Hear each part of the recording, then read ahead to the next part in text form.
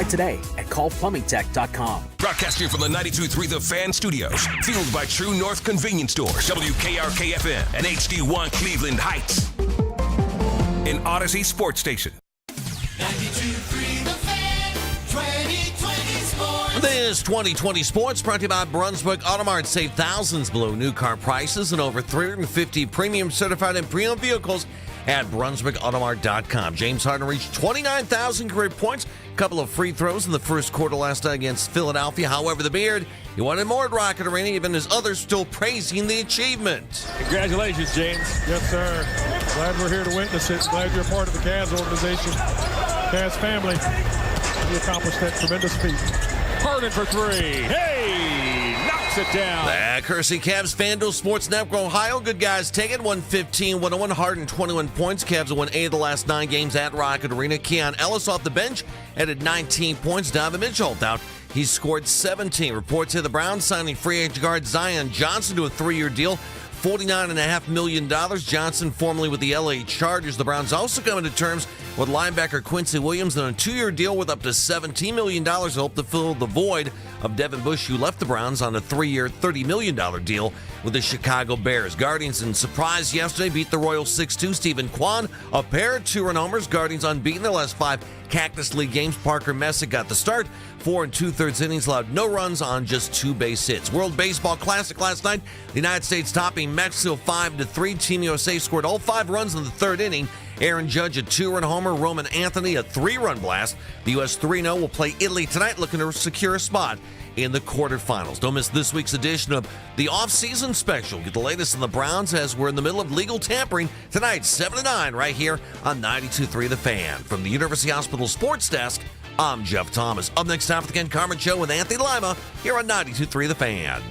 I don't know that they're going to go all out to go get a veteran quarterback, but I think they'd add competition to the room. I think there's still a decent chance the starting quarterback isn't on the roster right now. I think there's a chance the starting quarterback is Deshaun Watson. They view this the same way they viewed last year. It's sort of a transitional year for them. And the good news is on the other end of it, you've got, in 2027, a draft that looks like it's going to be full of quarterbacks. Listen for the MMQB's Albert Breer, Tuesdays at 5:20 on Cleveland's Sports Radio, 92.3 The Fan. The Ken Carman Show with Anthony Lima. This today, with this tampering period opening up today, we're going to start to see some of the deals blossoming this afternoon. This is a very important day for not just this season. I think it's a very important day. If we're talking offensive linemen, it's a very important day for the next 4 years for the Browns. Because if you get to 2027's draft and you are a 6-7 win team, well, we're going to have conversations about the current quarterbacks that they have, without a doubt. But if you're not sold on any of those quarterbacks, you're going to have to give up something to move up there. Because there might be some teams like the Raiders who they could have Fernando Mendoza. They could still suck up the room this coming year. Well, are they going to be a team that you're willing to move with? There could be another team out there that has young QBs that might be sucking up the room that are still committed to those QBs. You might have to move up there. That's a big issue. This is Cleveland's Sports Radio, 92.3 The Fan. Ooh, serious. Serious Ken. Free agency. We still finished 6-11. Hi. Oh, we won 6 games? No, I'm just saying, I'm just guessing for the future here. Oh, this, that, and the other nitty-gritty football talk. 6-11. Oh, okay. You've never seen a host take 5-12 and 6-11 and 4-13 so seriously as you've seen me. Judas Priest. Listen to that. Good God. What? I'm serious. It just sounds so ridiculous because I'm like, they're not going to be that good. I mean, they could be, but they could not be. You're not changing your stance based on the first day of free agency? No, because I'm making jokes, but I'm not disappointed in what they didn't do in free agency. This is kind of the way I wanted it to go, and it's going the way I wanted it to go. It's going the way Now, some people took a tweet I put the wrong way.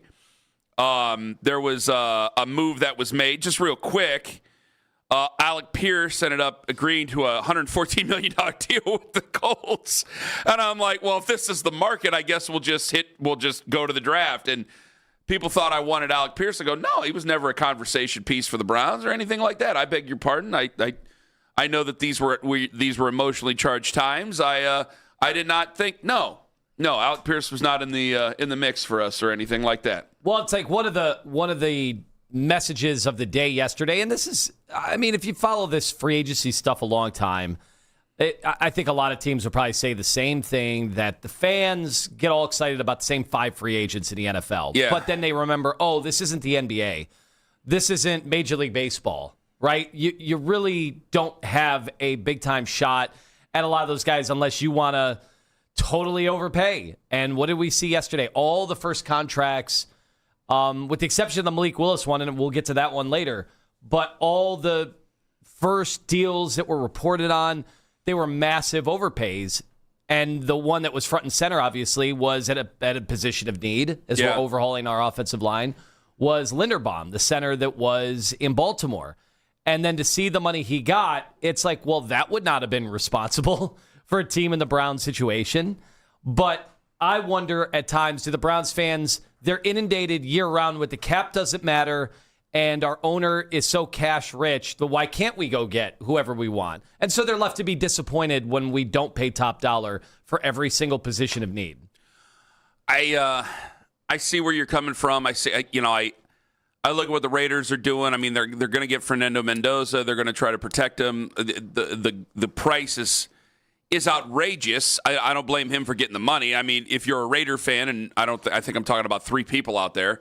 If you're a Raider fan, you better expect him to be an all-pro every single year for what he's getting paid, because it is such a galling amount of money. But honestly, if he doesn't give up a bunch of sacks and if he looks good and he's a good offensive lineman for you, yeah, the money might be substantial, but I don't think anybody's going to care.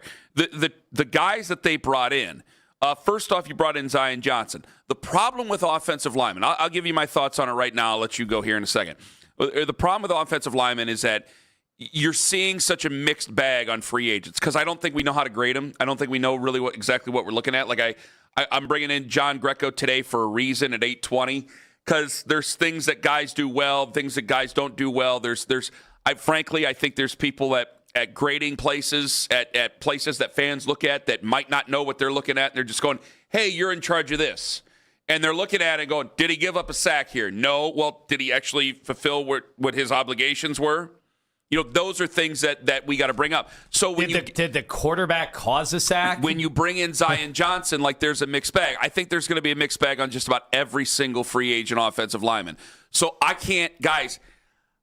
I know that the Chargers' offensive line struggled this year because they had 2 major injuries across that offensive line. Zion Johnson's been pretty sturdy. This is a former first-round pick. He hasn't fulfilled the bill of a first-round pick so far. He is only 26 years old. Again, I use the term sturdy. That's as good as I can give you. That's as good as I can give you. I'm not going to sit here and feign that I know that much about Zion Johnson. I don't. So there's going to be a mix of opinions. You will see people who I really do not trust to know what they're talking about when it comes to the offensive line position, and they're going to show their ass online, and I'm sure you've already seen some of that. But we'll find out during the season. That's not a good answer. I would just hope that he's healthy enough, solid enough to fulfill the position. I think if a guard is solid, it's hard to say that guard sucks. It's hard to do it. When we got people, and the internet's the internet, and we got people on the internet, and we got people calling in, and when you and I would talk about Wyatt Teller, it usually turned into I know why you guys like Wyatt Teller, because Wyatt Teller's nice to you. Wyatt Teller sucks. It's like, no, Wyatt Teller doesn't suck. Wyatt Teller plays through injury. He tries to be sturdy for you. I think that I do not agree with what they did in the rotation of offensive linemen. I don't give a damn. I'll argue that until I'm blue in the face and the cows come home. I thought it was ridiculous. I thought it was ridiculous for your football team. I thought it was ridiculous for your quarterback, any quarterback that you put out there. And it was certainly ridiculous to the offensive linemen involved. I thought it was absolutely asinine what went down last year. Okay? That being put out there, you knew that they were going to move on, and the writing was on the wall right then and there the first time they did it with the rotation. So you bring in Zion Johnson. Okay, he'll take over one of the other guard spots. Diana Rossini says the Browns will be very aggressive today in pursuit of another guard. So they're going to try to piecemeal this thing together. So Zach Zinter got on the field a little bit last year. I don't know if Zach Zinter's taken over any position. I don't think Zach Zinter's taken over any position. At least from the writing on the wall, it seems that they do not trust Zach Zinter to take over the position of guard. Center, I know he played a little bit of center. That's kind of up in the air. Maybe it's up to Luke Whippler. Maybe it's up to somebody else that we have to see over time. So you have Zion Johnson coming in. The other one about Quincy Williams, I will tell you this. There was conversations about the benching of Quincy Williams. I remember that when we played them last year. I thought he handled that very well. I think he's a good character guy. I think he's a pretty good teammate from what I've been able to gather throughout his time, Jacksonville, as well as the Jets. Is it a game-changing move? I wish I could tell you. I'm just telling you what I see. You have Devin Bush. Devin Bush had a renaissance this year. There were a lot of cosmic numbers that clicked into place for Devin Bush for him to go out there and get 3 years, $30 million. Off-ball linebacker became more valuable this last year. You're talking about in the NFL as a whole. The value of off-ball linebacker became more valuable this last year. And I think Nate Tice might have talked about this to the Afternoon Drive guys last week. And he is definitely right about that. It's become a bit more valuable. He had a great season in a year where the value ended up being maximized. And he plays for a team that also has Carson Schlesinger. So now they're going to do the thing where they bring in somebody else at a cheaper rate. Carson Schlesinger will eventually take over, or is taking over right now as the guy of the football team, as the leader on that defense, the guy who signal calls. He already wore the green dot this last year, and you'll go on from there. I see that move, and I think that Quincy Williams is hopefully, because I think that he's a good locker room guy. I think he's a good character guy from everything I've gathered. Hopefully he'll be able to pay off and play pretty well. Well, especially behind Not that he's going to become all pro and all that other crap. I don't know about that, but I think he's going to come in and play reasonably well, and you're not going to everybody gets burned, but you're not going to freak out every single game over Quincy Williams. As long as he doesn't get benched. So there's a reason. As long as he doesn't get benched. There's a reason he was a first round pick too, right? But there was an injury he had to come in for, and he ended up playing very well after that. So, and then he got hurt. But yeah, so I look at it as the whole point of everything you've built, whether Jim Schwartz is here or not, is that the defensive line is so good that guys should be able to come in and fulfill their role behind a really solid defensive line to make life easier on everybody else, which I think you've seen, whether it was Devin Bush, whether it was Jerome Baker. You've seen guys that have probably had better seasons with the Browns. And that's obviously the hope, too, in why you go after a former first-round pick, is that guy at least grades. We talk about this with quarterbacks all the time, like with Anthony Richardson and other guys that have been taken in the first round. Well, they have traits. So the hope is that they can actually show a different kind of a ceiling, regardless of how it's gone early in their careers, whether they have not played to expectations, whether they've been benched, whether there was a lot of stuff in flux at a previous stop. You hope with your world-class infrastructure, at least on defense, that you can solve that, which is what other teams say on offense when they go and attack the projects at quarterback. When you're going after so many free agents on the offensive line, I told you I worry about that. I'm going to worry about this. This is going to be something that keeps me up at night. I mean, eventually, if the season goes that badly and we're in the month of December and things are really settled into the water, I don't know if I'm going to be sleeping 2 hours a night for crying out loud. But no, the offensive line, that's going to be something that keeps me up at night. But I had to get my opinions out of everything. I think it depends on how you want to see it. If you want to see the Browns and you want to see Andrew Berry is making nothing but silly moves, and guys, there's a lot of evidence that would show you that I have no problem with you thinking that way, then you're probably not going to like either of these pickups. You're not going to like you're going to believe the negative about Zion Johnson, and you're just going to say that Quincy Williams ended up getting benched by the New York Jets of all teams. So that we can make words sound the way we want them to. Again, Zion Johnson, I'm going to be open-minded to. I do think Quincy Williams is a quality football player and is going to be able to help you. Okay, that's where I stand. So I want to know if people are disappointed in what they did. I am not disappointed in what they did. It's not Super Bowl Super Browns this morning. That's not what I'm pointing out. I told you I kind of want to stay steady as she goes. Get me through this year. Let's see where this year goes, and then we'll see what they do in 2027. I'm not saying the T word. I'm saying I don't need to sit here and try. I think we are continuously getting it mixed up. Most fans. Now, there was a significant, this goes back to 2022. Most fans did not want to make that crazy move, I felt. He was a talented quarterback at that time. Most fans, they regret it or they didn't want to make that move. You do not have to find a way to dig out of this. We have to find a way forward. My way forward is through pragmatism and through, yes, it's something that's going to take a little bit of patience here.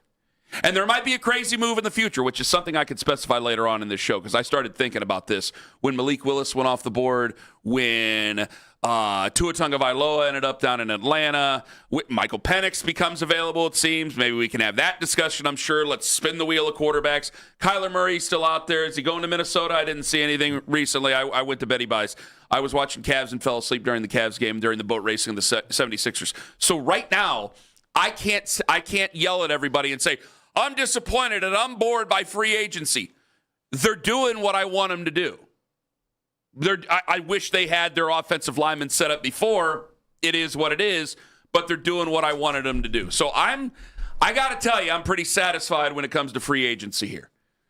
Because I didn't want them to go crazy. I didn't want them to do things that I thought were going to be haphazard. I thought we were correct in making sure to temper expectations, not only with what Andrew Berry had said, that they weren't going to go hog wild in free agency. Well, there was a lot of people, he said it, and they go, I don't know. I think he's going to make some wild moves. I go, but also that you were not going to spend your way during this transition, another transition year. You weren't going to spend your way out of this situation. You were not just going to throw money at all your problems and magically win 10 games in the brutal AFC next year.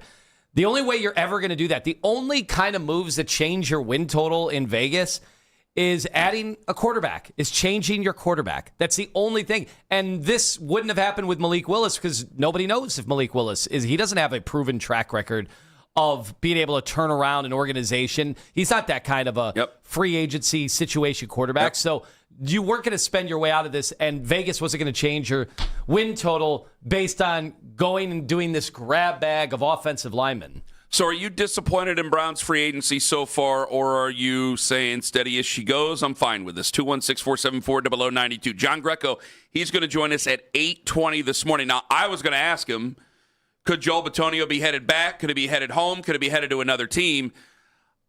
Headed back seems to be out of the question right now. If they signed Zion Johnson yesterday, and according to Diana Rossini, they're going to be going after guards here heavily today, that leaves no room at the end, which Joel isn't said and done. And I don't think that there's any Browns fans out there after I just told you, 6-11, 5-12, whatever. I don't think there's going to be a lot of Browns fans that hold it against him if he ends up with a competitive ball club, a playoff team or a deep run playoff team last year. We've heard the Patriots. We've heard several others. So it seems that Joel Bitonio's future is up in the air about whether or not he would play in the NFL or not play in the NFL. But it seems that his future with the Cleveland Browns, if they're going to be this damn desperate over other guards, his future with the Cleveland Browns might be done. 216-474-0092. Ask John Greco about that at 8:20. I want to know, is this good for free agency? Is this where you wanted it to be? Are you disappointed in free agency? And, folks, are you ready to accept Shedeur Sanders as your savior? Ken Carman, Anthony Lima, that and 5 on the Fan. XTE.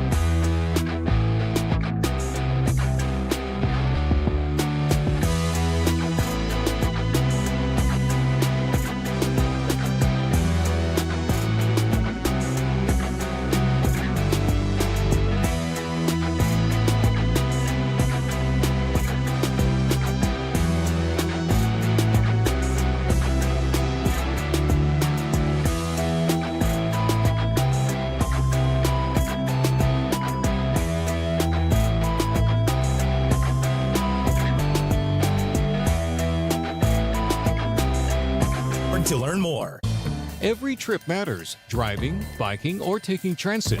NOACA is behind the scenes, making Northeast Ohio's travel safer and community stronger. Discover our regional transportation projects at noaca.org.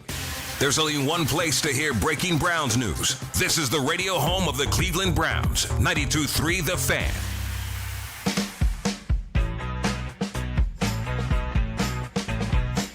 Here's Mike Rutenberger as Owen called him Mike Rootin' Tootin' Fresh and Fruitenberg. How about Quincy Williams? I go to Quincy Williams. I was in Jacksonville with Quincy, and we drafted him. Quincy and I connected from the heart, from the start. It went heart to football. And we spent a lot of time on our hearts and then a lot of time on football. If Tom Monken flames out, can we just make this guy the head coach? Because he's easy as hell to read. Hey, let me tell you guys about Quincy Williams, and then we're going to sign him. Oh, okay. Hey, we're probably not. He just told you, like, hey, they're down with bringing back Devin Bush. Everybody, they're down with bringing back Devin Bush. I got this guy comes up there and go, let me tell you about a guy named Quincy Williams. Let me tell you about that fella. That's okay. Just for people that don't know, that was last week, way before free agency. Just last week, yeah. If Quincy Williams were a bigger name, would this be considered tampering? Yeah, maybe. Talking about a free agent like this out in the open. I don't need to give up picks over Quincy Williams. No, don't I know. do that. You're surprised to hear a coach say his name that far out. Yes. So it reminds me of, and I hope Quincy Williams is a much better player than the name I'm going to say, but it reminds me of a player that they brought in from Minnesota when Kevin came in, Andrew Sendejo. Like, he came in to be like the veteran guy that kind of knows how the locker room works. Well, Stefanski went and grabbed Austin Hooper yesterday, not to be their starting tight end, but he'd been in Atlanta and he'd been with Stefanski. Yeah, that's right. It's been so long since we had a new coach. They all do this. I'm like, they all got their guy. Remember Jim Leonard? Yeah. And eventually it got to just fair catch the punts. Yep. We don't have anybody who can even fair catch the punt. Jim was able to fair catch the punts. Well, that was what got me. Good guy. This predates our station, but Mangini, that was nobody questioned. Like, Mangini could coach a football team, and the problem was that Mangini wanted 40 Mangini disciples to go with him wherever he went. And it's like, well, your players aren't good enough. Right. You can have a few of those guys. You can have a few of those. Unfortunately, also locker room lawyers, right? Mm-hmm. That gets brought up from time to time. Yeah. So you got to steer clear if you're other guys. Because there's guys who are there. You got to be able to fill the balance of it. I mean, there's guys that are, for lack of a better term, there's guys who are stooges, which they end up just, ratting on the guys in the locker room. Yeah, you want to be careful with that, too. But you want guys who could be a conduit, who can tell you exactly what the locker room's feeling, because the coaches can't just go walking around the locker room and doing that. That's the player's domain in the NFL. You rarely, if ever, see coaches in that locker room. And if they are, they're just passing through. They really just walk around the hallways around it. They do not go in there. And so you're going to need guys that can find that balance of they're trusted by their teammates, but they're also going to be trusted by the guys who brought them in to try to find how the locker room's feeling and how to take care of things. If you always can't have those one-on-one conversations. So that's where some of those guys, Gary Barnidge, Jim Leonard, like we talked about. You guys just mentioned several names, guys who are their guys. And maybe Quincy Williams is that guy probably with Mike Rutenberg. I think that he's a good character guy. I think that he'll be able to respond. As far as being like a great player, I think he'll be solid. But that's where we're at. That's why I'm not disappointed in this. I know that there were some people. I know that there was some media who were looking for some sort of crazy moves. I think that they just wanted to be excited about yesterday. Zion Johnson is not an exciting move. Quincy Williams isn't really an exciting move. But what they are, I think they're practical moves that make you a little bit better. Now, it does shift our focus. Again, we got John Greco joining us at 8:20 this morning. It shifts our focus into what the future of Joel Bitonio is, whether he's retiring or whether he's heading on to other places. Because I wouldn't blame him, and I don't think there's a Browns fan out there that would blame him for heading on to other places. It's just we never really contemplated. We thought it was going to be Browns or retirement. Yes. He was one of those that never gave us any kind of indication that he wanted to go chase something with another team or whatever, but do we truly know any of these guys? I was going to take this segment to a different place, and I still might take it there. Okay, can I just get this off my chest about Joel? We spent the whole last year, think about this, and Joel Joel, why people like Joel, I'll just be honest, the reason why Anthony and I like Joel, we know Joel listens, and we know Joel doesn't take anything personally. He takes it for what it is. Okay? He's not going to stare you down in the corner of the room. And by the way, Joel's played well enough throughout his entire career. He's really immune to any sort of strong criticism, by the way, as well. So it makes it easier for him to listen. But we know that Joel listens to the radio station. We know that Joel listens to the show. And we know that Joel's a good guy. All right? So it makes it easier to do it. But if Joel's listening to the media and Joel's hearing it, think about what we said for the entire last year. Oh, my gosh, this guy's such a great player. He's everything you'd want in a Cleveland Brown. We're getting choked up and emotional about him possibly not playing for the Browns anymore. And then the conversation becomes, Hall of Fame. Could he have been a Hall of Famer? Well, if they went to the playoffs more than 2 times and they went deeper than just the divisional round, maybe he would be a Hall of Famer. He's an offensive lineman. Offensive lineman, unless they're Joe Thomas or John Hanna or a couple other guys, like they have to play in Super Bowls to be considered legit Hall of Famers. And here's a guy that if he would have played for a really competitive team, would have been a Hall of Famer. Now, if he ends up with another team this year and ends up playing in the Hall of Fame, I don't know how much more that does for him in terms of the Hall of Fame, but you can't help but think if you're Joel Bitonio, all right, I can call it a career. I've made over $100 million in my career. I got a lifetime of money. As long as I'm not stupid, I got a lifetime ahead of me. For the most part, I'll have my health. I'm sure later on it'll catch up, but that's fine. I got a great year underneath me. I'm feeling better than I thought I would feel. Maybe there's a competitive team that's out there willing to offer me $10+ million a year that I can go to and play possibly for a Super Bowl with. And even if you don't make the Hall of Fame, which is, again, that's a stretch, okay, I could compete for a Super Bowl for the first time ever. I know New England might be, in their media, is talking about bringing him in. Other teams are talking about bringing him in. Now, I know that New England has made some moves here recently. I think they brought in Elijah Vera Tucker, which will probably change things, obviously, for that. But there's other competitive teams, and if they're thinking about a guy like Joel Bitonio, he may still eventually decide to retire. But you can't blame him for kicking the tires on, if I close the door here, that's it. I'm going to lose this weight, and that's going to be the end of it, and I'm not going to be able to play this game anymore. But if there's good competitive football teams willing to give him good money to play for their team, you can't blame Joel for considering it, especially after you've heard nothing but great things about yourself over the last year. And I don't think anybody's out there blaming him. It's just the simple facts of things. But the Browns, they got to go younger. I understand they got to go younger. I understand they probably have to go maybe a little bit cheaper or the going rate. I can understand where the Browns are coming from. I don't think they're jettisoning Joel out the door. Well, I think that this was a fine enough last year, and if he ends up playing for a really competitive team out there, then so be it. God bless him. Big-time coaching change, too. Yes. And that's not to say that he's going to go follow Stefanski in Atlanta, but it's like he had probably grown accustomed over 6 years, to that kind of stability. So once you shake that up, maybe he wants to go see what it's like one more year somewhere else. Well, if he were going to places like I can't blame him, but I would have to say, like, if he went to a team like Atlanta, who the NFC South's wide open, so you can't say it's a given that they're not going to make the playoffs. I just don't take them as a really competitive, strong football team. I thought their defense showed some things last year. I know you mentioned Kevin. That's what I'm saying. If he ended up with Atlanta, I'd be like, okay, fine. Like, there'd be a lot of okay, fine. If he ended up in Kansas City, some way, somehow, I'm just naming teams off the top of my head. I'm not sure their offensive line situations. If he ended up in Kansas City, if he ended up in Philadelphia, if he ended up in other places, I go, okay, that makes a ton of sense. You can go ring chase and God bless you. Like, that's kind of where it is. But for the Browns offensive line, like, yeah, they're going to move on. And it's still on Andrew Berry, where you have not been able to find a guy that you trust to replace him. Because what you're supposed to do, and it can't happen with every position. I know there's misses, but especially when it comes to the offense and when it comes to the offensive line, there's a ton of misses here. There's too many misses here, and that falls on the general manager for this.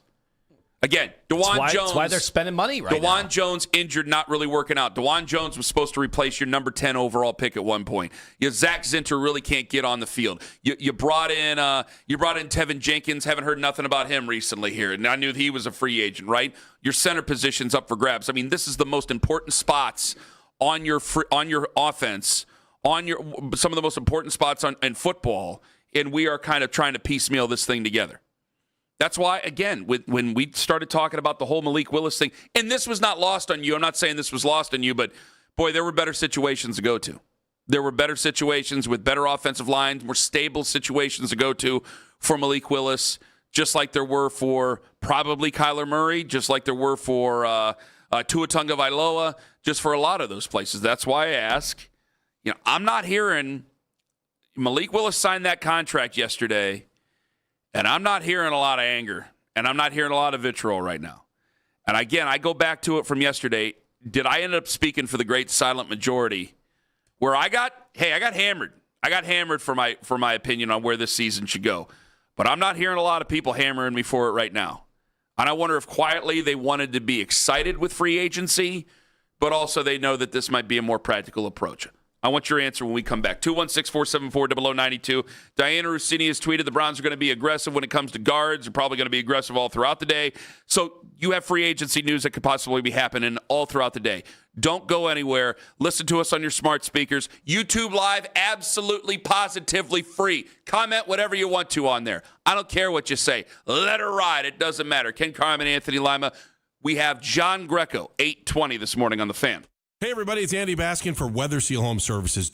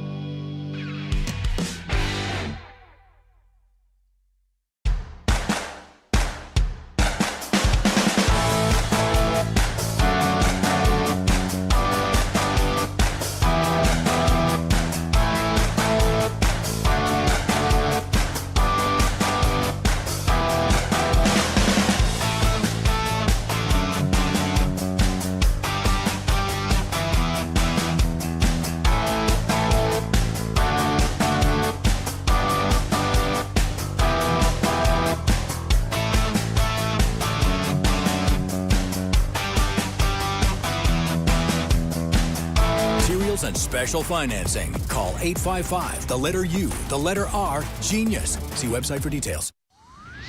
This is the only place to trust for Cavs talk anytime you want. Cleveland's Sports Radio, 92.3 The Fan.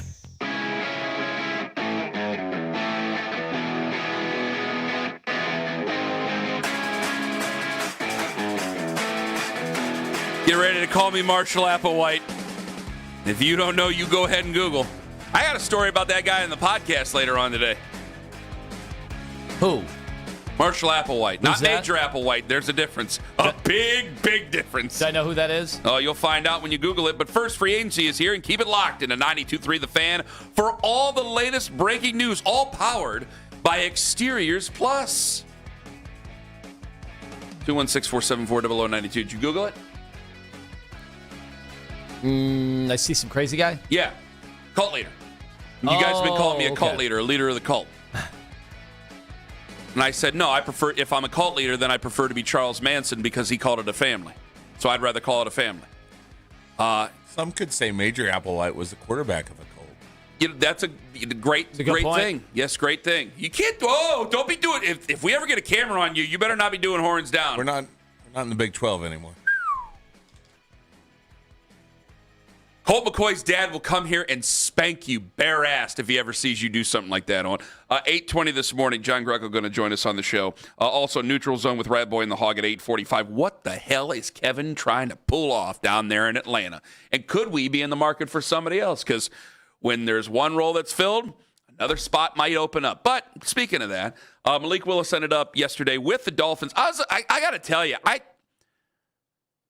Pittsburgh's not interested in him. Minnesota's not interested in him. I was disappointed in Miami. I was disappointed in Miami.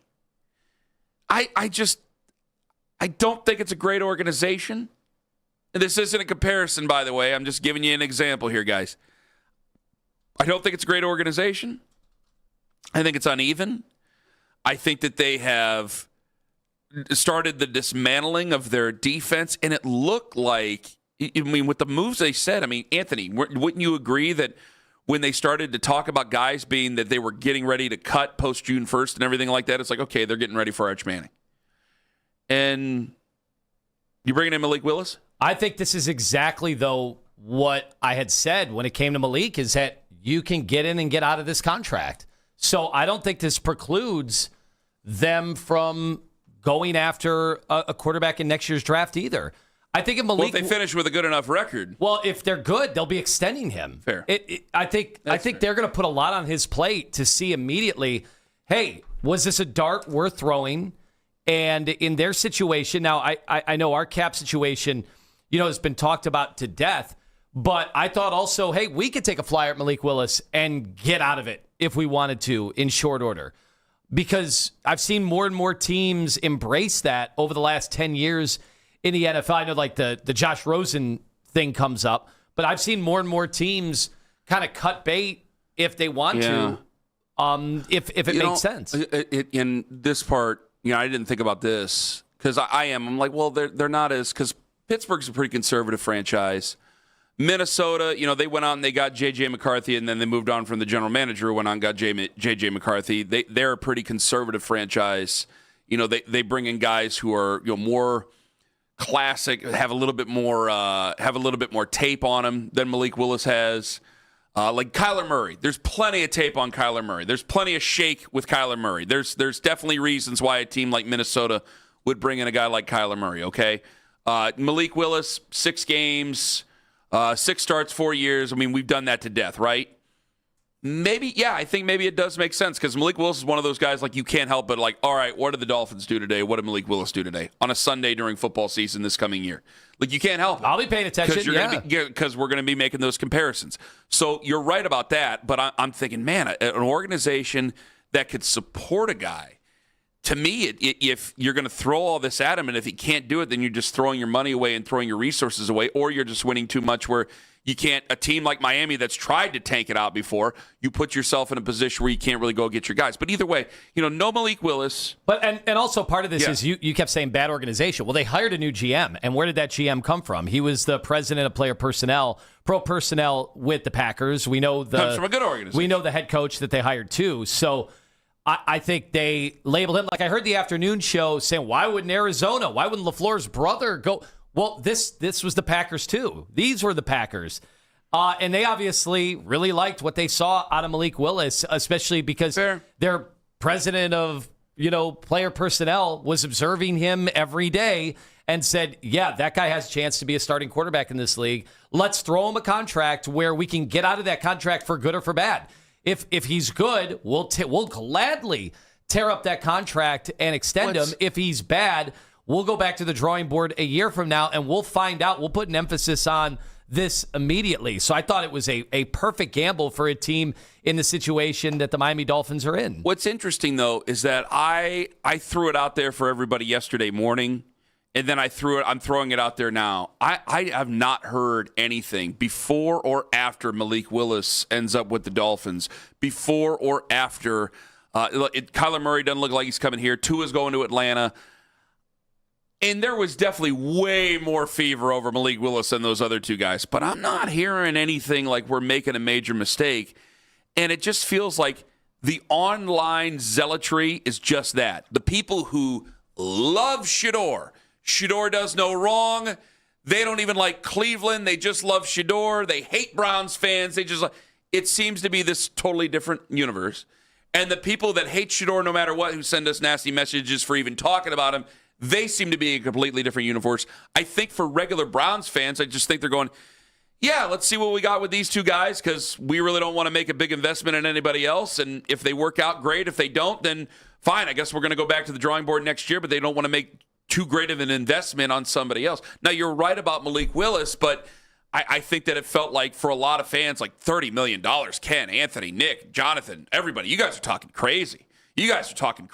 So it seems that, hey, you got this guy who there's a term I want to use that I think that I might get tarred and feathered if I use it, considering what round he's taken in. So I'm not going to use it right now. But considering if you have a guy like Shedeur or if Deshaun Watson were to end up winning the job, it's like, all right, we didn't go out, we didn't make any crazy moves. Let's just be practical and see where this year takes us and get us to 2027 and maybe a better class.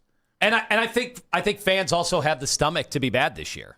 I do too. I think given that, especially it's like right now in the NBA, if you had a bad team, Cavs don't have to worry about that. But if you had a really bad team, you'd be okay with sitting through the tank job because you're hearing this is an all-time draft class in the NBA. Well, what have you been hearing about for 2 years about this quarterback class? Regardless of, the one that is about to take place, where there were some hopefuls and there were some names. We've always heard about next year's draft class. And so I think fans are like, well, all right, Shedeur is the dart that they threw. Obviously, you threw another dart last year in the third round.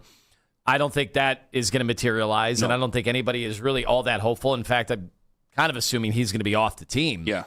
So the Shedeur is a dart that, hey, you paid him nothing. He's a fifth-round pick. If he ends up being anything at all right, now you've knocked that completely out of the park. Even if it takes you out of next year's draft class, although those will be debates that'll be waged all year. Like how good, especially if they're losing games anyway, how good would Shedeur Sanders have to play for you to take next year's draft class out of the situation? He'd have completely. to play exceptionally well. And with this offense the way they are right now, I mean, I know that there's possible trades out there or signings out there. Receivers. You can get wide receivers. They might get Carnell Tate. When you're looking at the Alec Pierce deal, it's like, okay, we'll just go. I'll see you in April for a wide receiver. And you're right. With what they're doing at offensive line right now, it seriously opens up Carnell Tate for a lot of people. Or help me. Mekhi Lemon. I wanted to say Malachi. I go, no, that's not right. Mekhi Lemon opens you up to any one of those guys. It does do that for wide receiver. God, that pause is going to be played over and over again at me from Keith Britton. I think some people are just as crazy as it sounded weeks ago. I got to ask you guys, are you guys just fine and dandy to roll on with Shedeur Sanders or possibly even Deshaun Watson? I mean, I know I've been very critical. I'm like, okay, if he wins the job, he wins the job, so be it. Like, I'm open to what the Browns have. I said I was always fine with him competing for the starting job. I didn't want to gift him the start. He didn't play Shedeur well or enough. Deshaun? Shedeur. Okay. Obviously, I don't think he played remotely well. He was, let's face it, he was one of the worst quarterbacks in the NFL last year. I'm not arguing that. So he didn't play well enough to just be handed, regardless of what the offensive line was or any of that. I wouldn't advocate for any team to just give that guy the starting job, especially when he was a fifth-round pick. So we got people here. Let me get to you guys. 216-474-0092. I have a different thought about that fifth-round pick coming up here. If you'll allow me to use the term, if it will just allow me to use the term, I got a different spin on that. Are you good? You've heard all these crazy things. I mean, there's been a different quarterback pulled out of the hat every single day, it seems, over the last month and a half on this station and in media in general. But I'm not hearing any complaints about missing out on anybody.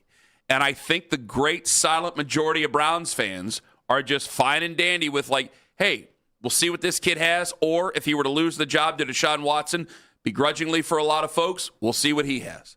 216-474-0092. Ken Carman, Anthony Lima. We go to the neutral zone at 8:45 this morning on The Fan. Friends, Ken Carman.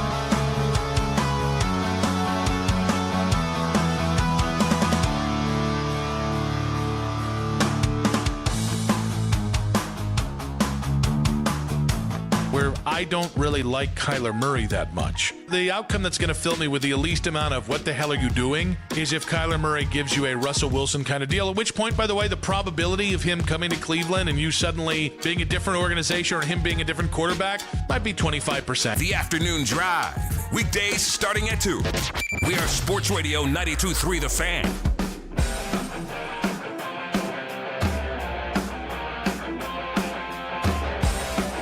All these promos about all these quarterbacks, none of which we're going to get. Welcome to it. Morning, everybody. About last night, coming up at 7:45. Pay attention the entire morning. Diana Rossini says the Browns are going to be aggressive for a guard. That probably means that Joel Bitonio is on his way out. Could he be headed home? Could he be headed to a new team? John Greco, he might have some insight on that. He joins us at 8:20 this morning.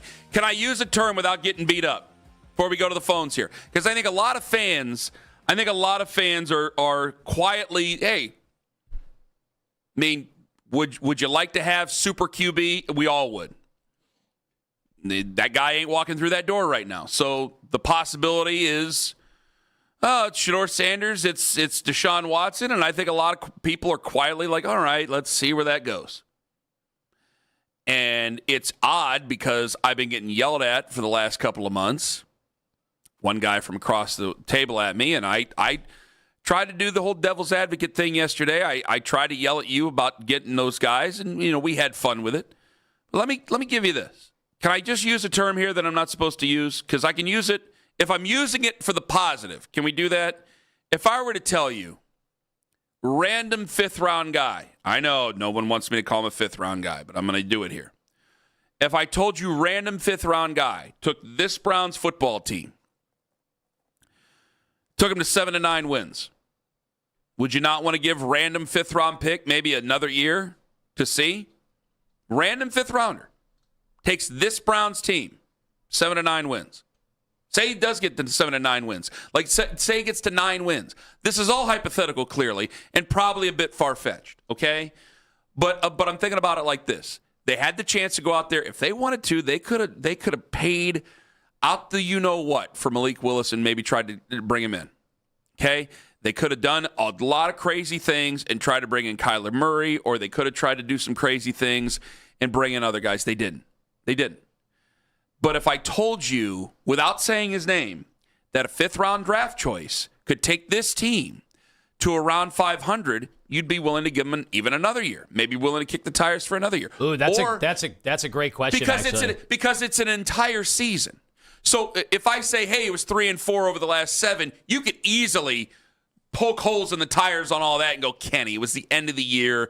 They weren't taking it seriously. The Aaron Rodgers thing, that was a fluke. And the defense was incredible. You can try to say all that. If you're playing an entire 17-game schedule, I know that people are going to bring up strength of schedule. It's still the NFL. There's going to be teams that are worse than what we think they are. There's going to be teams that are much better than what we think they're going to be. It's still a 17-game schedule. If that guy plays 17 games and got you to 7 or 9 wins, you would want to – it's an entire year. You can't go anywhere and hide. You would probably want to see a little bit more of that guy. So take that for what it is, because at the end of it, fifth round is fifth round, all right? I'll get a bunch of nasty tweets because I'm sure we'll put up a video and people will take it the wrong way, but that's where I'm at on that. Because I think a lot of people are looking at it saying, you know what? This is not a good situation. We can't instantly fix this. And I've hoped they've heard me, and because I think I'm being practical on it, saying, you guys didn't create this mess. The majority of fans did not want to make that trade in 2022. So I don't need to sit here and try to find ways to dig out of a mess that I didn't create. I can only look for a way forward. I think a lot of fans are taking it that way. But I'm confused what you're asking now. What are you asking about? What does a fifth round pick have to do with it? I'm just asking because when I say he's a fifth round pick, people get very agitated by that. He was supposed to be taken at this other time. The NFL, they colluded against him. He ended up being a fifth round pick. But I'm going, guys, if you heard of a random fifth-round pick, if his name was Bob Jackson and he was a fifth-round pick and he ended up taking the Cleveland Browns of 2026 to a 9 or 8 win season, you'd say, hey, I'd like to see a little bit more of Bob Jackson. But because we've been arguing over the guy and cussing people out on the internet and blocking people for the last year, people are upset by that possibility, one way or the other. I do wonder, like, that is a great question. If Shedeur went, 500, I know you can't go 500, but if he was a 7 win, 8, they went 8-9. Next year with that amazing draft class coming, you think fans would just be good with Shedeur, especially if the defense was elite again? I think the thought is that you're going to want somebody. If you have an elite defense, then it's like, all right, now we need a quarterback to match the elite defense. If I got this offense Jerry Jeudy's my number one. You're going to spend. So you're going to make. You're gonna go. When am I spending my time to spend money is right now? As we say, you're going to get your offensive linemen those ducks in a row, and hopefully Judkins is healthy, and then you're going to go get the wide receivers in the draft and in free agency. You're going to trade for another wide receiver. You'd say the quarterback is holding you back, wouldn't you? No, I wouldn't. Not right now. Absolutely not. So now you're giving Shedeur another. So now you're going into year 3. I'm saying you make the argument. Now you could always just go, no, he's not going to be what it is, and you're going to squeeze the trigger for somebody else. And I'd say fine by that, unless he was just gangbusters and the defense ended up being a problem. Because I told you, I always use the term Gardner Minshew for a reason, because he was amazing his last year of college. He put up similar stats to Shedeur Sanders. Nobody knows about it because it was Washington State, and they weren't on 60 Minutes. But he was a 6th-round draft pick, and he got thrown into the fire. They weren't talking about his first team reps. He got thrown into the fire because there was an injury at quarterback, and they went 6-6. And it was Gardner Minshew was 6-6 with Jacksonville. Okay, right? But so was anybody saying that's our quarterback of the future? The best, and they did not have the defense that the Browns had. I don't know if they're saying the best. I said, would you be willing to give him another year? I think that's what I said. I didn't say he's a quarterback of the future. I said, well, you'd be willing to kick the tires to see what he had. I think independent of wins and losses, Shedeur has to be really, really good for them to commit a full another year to him. But I'm only going by what I can say right now, because you said solidify the offensive line. I still only have 2/5 of my offensive line filled up. It's right there. I got Titus Howard, and I got Zion Johnson right there. That's who I got. I mean, the other spots are not filled in yet. So the offensive line, I don't know. And by the way, you're going through free agency. I don't know how good your offensive line is going to be. It's going to take multiple years, maybe 3 years. So are you giving Shedeur another 3 years? No, I'm not giving him 3 years. I can only go year by year. And I'm saying he's going to have to overcome still offensive line trouble. The best argument you gave me on those 3 things, or the most solid one, was Quincy Judkins, who's coming off a broken leg, for crying out loud. The wide receiver position, I don't know. Jerry Jeudy wasn't hurt. Jerry Jeudy didn't seem to have a great attitude or was very good. The holes they can go and draft wide receivers. Shedeur would have to be so good for them to commit to him for another year beyond this year. I think even the fans that are like, yeah, run it back with Shedeur, fine. You're paying him nothing. He showed some signs, just like all the rookie quarterbacks did last year. He showed some signs. So, all right, we'll give him. And I don't even know if you're giving him this whole year. I did not say long term. If they struggle out of the gates and Shedeur's 1-5 or 1-4, I think fans will be like, hey, the defense is playing at a certain level. I'm sure they would. Let's try the next one. I'm sure they would, but you're putting words in my mouth that I didn't say.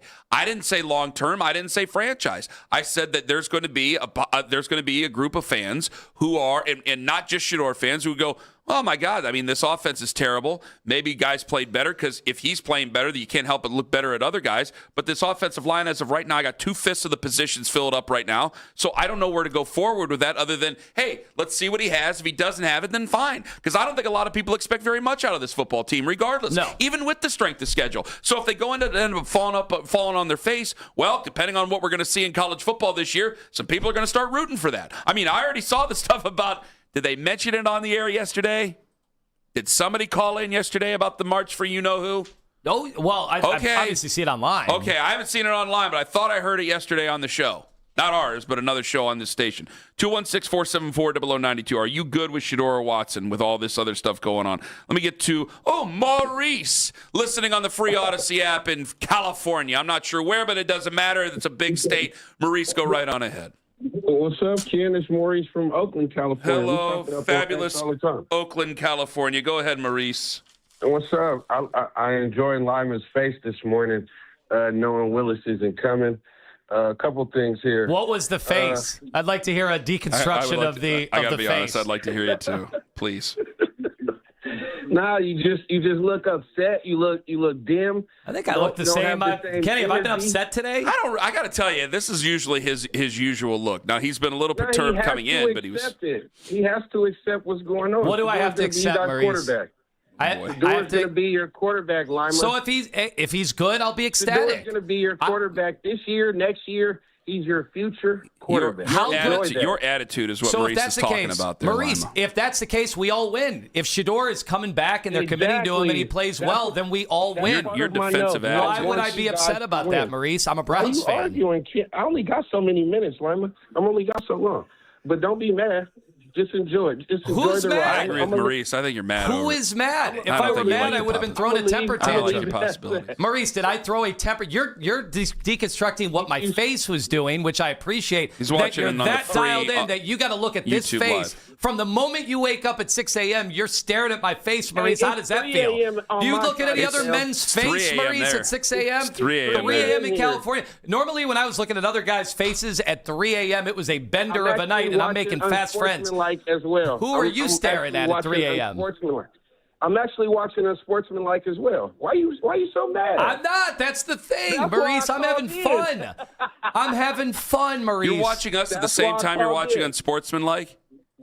I'm watching both channels. I'm watching you guys and Unsportsmanlike. Well, Maurice, have you ever confused the takes and you start calling us up over something they said on Unsportsmanlike? What about breakfast ball? Have you ever mixed that one up too? Ball. Or mulligan soup or whatever Lima called it the one day? All right. No. So, Maurice, I take it you agree with me. I take it you agree with me. Let's talk. Hey, I wanted to tell you how much you look like Chris Farley today. Thank you. I like you when you dance. That dance you do with your arms, like when you're happy. I want to see so much of that. Because at the end of the day, like I said, well, you can see my face, you know who I'm looking at, so I think I know you know what's coming. Maurice, do you look like Marty Jannetty? Marty Jannetty? Oh, why'd you do that? Oh. You set him up for that? Why? He's such a big fan that he's tuning in at 3 a.m. He's done that thousands of times, and that was the best. He set him up. My brain short-circuited. Maurice, that was not me. That was amazing. 216-474-0092. Call of the day so far. Coming up at 8:20 this morning, 1 hour from now, John Greco going to join us on the show. Could Joel Bitonio be headed home, or could he be headed to another team? Because it doesn't look like he's headed back here. I want to ask John Greco about the challenges to this offensive line. And, yeah, I know we just took the call from Maurice, but are you just okay to roll with it with Shador Sanders and or Deshaun Watson if he wins? And, you know what, can I get 3 minutes on this? Because I think yesterday was more important to the Cavaliers than any of us realized. Ken Carman and Anthony Lima live on The Fan. All right, volatile interest rate.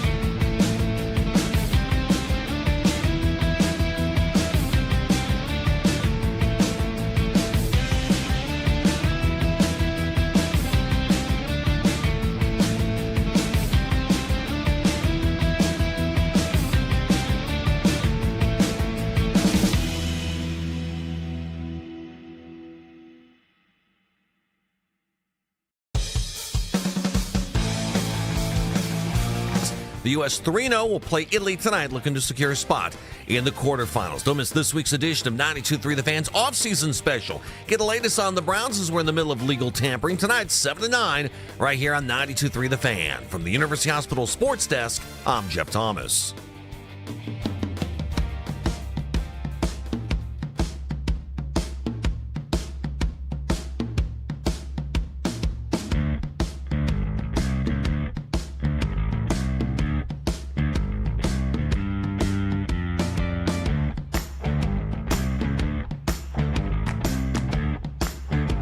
We got something interesting to read to Lima when we come back here. However, check out the Fan off-season special every Tuesday night from 7 to 9 p.m. Jake Volnick, Lance Reisland, the dangerous one, Darryl Ryder, recapping all the latest Browns news and some of the Lima news. And the moves ahead this offseason in free agency and in the draft. You can listen right here on 92.3 The Fan. Stream us on the free Odyssey app and watch every episode live on YouTube. That's the Fan off-season special. Each and every Tuesday night from 7 to 9 right here on 92.3 The Fan. Hey, real quick. Cavs Conversation brought to you by the fine folks at Surfside Hard Iced Tea that ask you to please drink responsibly. Did you feel better about James Harden's injury because of the hand last night, because of how well he played? Well, okay. Played very well in limited time. I've been really didn't have watching. limited time. They didn't have to play that long. Since he injured that hand, I'm not even looking at whether he's missing shots. I'm looking at, can he get to his spots? A big part of his game is that step back and him also being able to, perform the retreat dribble, being able to go backwards, being able to go side to side, because that's where you're using your other hand. I'm not worried about like his passing. Like LeBron James could pass with either hand. Obviously, so can James Harden, but he doesn't need to. He's so potent. He threw some passes last night that were incredible. Again, these diagonals, these cross court. By the way, we didn't even talk about his 3/4 court alley-oop. I know the game was over. Because the game was over and we got but beat. Holy cow. How many guys in the history of the game could throw that pass? Not very many. Not many. Okay, and the answer to a lot of these questions is LeBron James. That's the only guy that can do some of the stuff I've seen James Harden do since he's been here. Kevin Love can make that pass. Kevin Love was the two-handed. Yes. Did it from the chest, yeah. Yeah. He could do Hadouken. That was incredible. I'm glad you brought Kevin Love up, too. So there were some times where he got flustered against Boston where he could not dribble the way that James Harden can masterfully dribble. And I was like, oh, boy, that's going to be in every opposing team's game plan, attack him, blitz him from certain angles, because he looked uncomfortable dribbling the ball, just flat out put it out there. And, yesterday he looked fine. He definitely looked fine against the backups of Philadelphia, but I'll be monitoring because him being able to play through this injury is going to be key. I thought he honestly, this wasn't a huge debate in town. I thought he was sacrificing because had he have gotten surgery, he would have been ready. Like, he would have been able to play in the playoffs, but what would it have been there, too? That would have been hard for the team because playing without Harden the rest of the way, now you're down. You don't have Darius Garland or Harden. Now you're just down a pivotal position heading into the playoffs. That would have been a real tough thing for Kenny Atkinson and everybody to figure out. They've already had to play without guys so much. Well, this is where he gets. A guy like me, I wouldn't have noticed James Harden and how he dribbled before. I mean, I just don't notice those things like you do. And so to see, like, there was that discomfort the other day against Boston, and to see him playing through it this time, see him playing through it yesterday against Philadelphia, I think that should mean something to the fan base there, Tone. That's all I'm trying to point out. I thought it was a great observation. And he was, unbelievable yesterday, limited minutes because of the type of game it was. But, hey, this is going to happen too. Darius was excellent last night against the Knicks for the Clippers, and that's his fourth game. He actually started, and I think he was 4 of 9 or 5 of 9 from three-point range. He even got to the foul line a little bit yesterday. Don't think that that's not going to be shoved in your face every good Garland game. The Clippers social media is running nuts with Darius highlights. Well, they should. They traded James Harden for him. So, yeah, they should make a big deal of it. But I think the long-term goals, the long-term health, I wish no ill will towards Darius. And you want to talk about annoying? That's going to be the most annoying thing if that happens. Like, it could be by the luck of the draw. If you end up somehow in the second round, I got to see how it all works out because I don't know if I'm just talking out of certain places right now. But if you end up in the second round against Boston, yeah, you could lose in the second round against Boston. And that is, to me, going to be the most annoying thing that I hear all offseason, is that we could have kept Darius Garland and lost in the second round. Well, and the Clippers, and I'm going to hate that. And the Clippers are going to be in the play-in, so ultimately they could end up playing the Spurs or the Thunder in the first round. So I don't think Darius is going to have a long playoff, roadmap at all. But he is playing with Kawhi Leonard. Yes, and unlike Donovan Mitchell hasn't been out of the second round. He's heard that his whole career. Kawhi Leonard does miraculous things come playoff time. I just feel, listen, Boston is a different animal. I'll grant you that. But I feel more confident. I did not feel as confident against the New York Knicks had we still had Darius Garland. I don't feel as confident against the Philadelphia 76ers if we still had Darius Garland. I gotta be frank with you. I didn't feel as confident against Detroit with just Darius Garland. I as dead serious as I could possibly be. He spent that whole series on the floor getting picked up by his teammates. Yes, Boston is a different animal. That is granted. I have to deal with that, and so do you. But you can tell the difference in the seriousness we take this team with James Harden on it as opposed to Darius Garland. I'm not trying to take a nasty shot at him. I'm just telling you the facts. In fact, I think now with the Clippers... It was a move that was necessary. And I don't know if Kawhi is going to be on the team after this year because of the big investigation, but why I said this... The Carman offset investigation still? There's a lot going on right now with the Clippers. We're still doing that. But it depends on what Pablo Torre is investigating, by the day. But in the end, Darius is in a spot that I think could be better for him. So this could be a win. Believe it or not, there are win-win trades in the NBA. If he can stay healthy, which is a huge if, he's got to bounce to a step right now.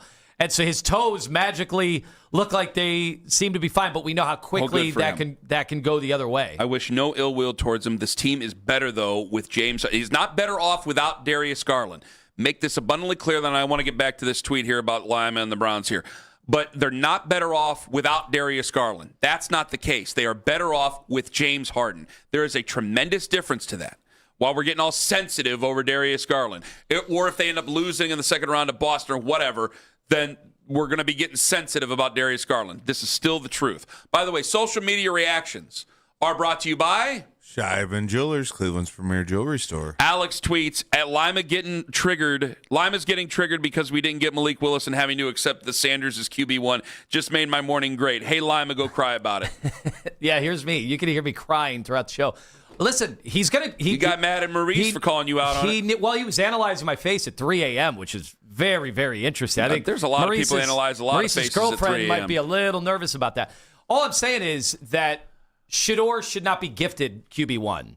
I think that would, man. I'm allowed to analyze your face. I do not think Shedeur... Well, I know Shedeur did not play well enough to be gifted a starting job. Yeah. Did Riley Leonard play well enough in his one game last year against the Houston Texans to be gifted a starting job next year? But there's definitely Colts fans who were thinking about it because he played one game. Plus, and he'd be cheaper than Daniel Jones, who they had to slap the tag onto. So I did Shedeur fans. Did they watch the other quarterbacks the way they watch Shedeur? Probably not. But Shedeur's problem was that in addition to the really excellent highlights, and he had some, the lowlights were abysmal. And his low-light tape is as bad as you'll see because he's committing catastrophic interceptions. He's getting tripped up by the turf monster. He's throwing jump balls in the middle of the field where we're like, what was he even looking at? So he had a lot of those balls getting batted down at the line of scrimmage. He at times he played like a shorter quarterback. And then he had the great highlights. So there was the mixed bag, which a lot of rookies have. The win total thing is interesting because, like I told you, Gardner Minshew went 6-6 his rookie year. Yeah. Mitch Trubisky in his second year went 12-3. Did anybody think Mitch Trubisky was good that year? He went 12-3. Yes. So it can't just be wins and losses. They still gave him a third year, though, in his second year after he went 12-3. But nobody was like, oh, my God, Mitch Trubisky is just a flat-out winner. Nobody was saying that. Fair. Derek in Mississippi, you're next up on the Fan. Hello, Derek. Hey, how y'all doing today? Hey. Wonderful, Derek. Go right on ahead. Hey, I really want to – I know everybody's looking at the thing about Shedeur. What I really want to point out to everybody is how good a coach that Coach Munkins is. I'm a Southern Miss grad, so y'all don't be hard on this old country boy here. But Coach Munkin took a team that was 1-11.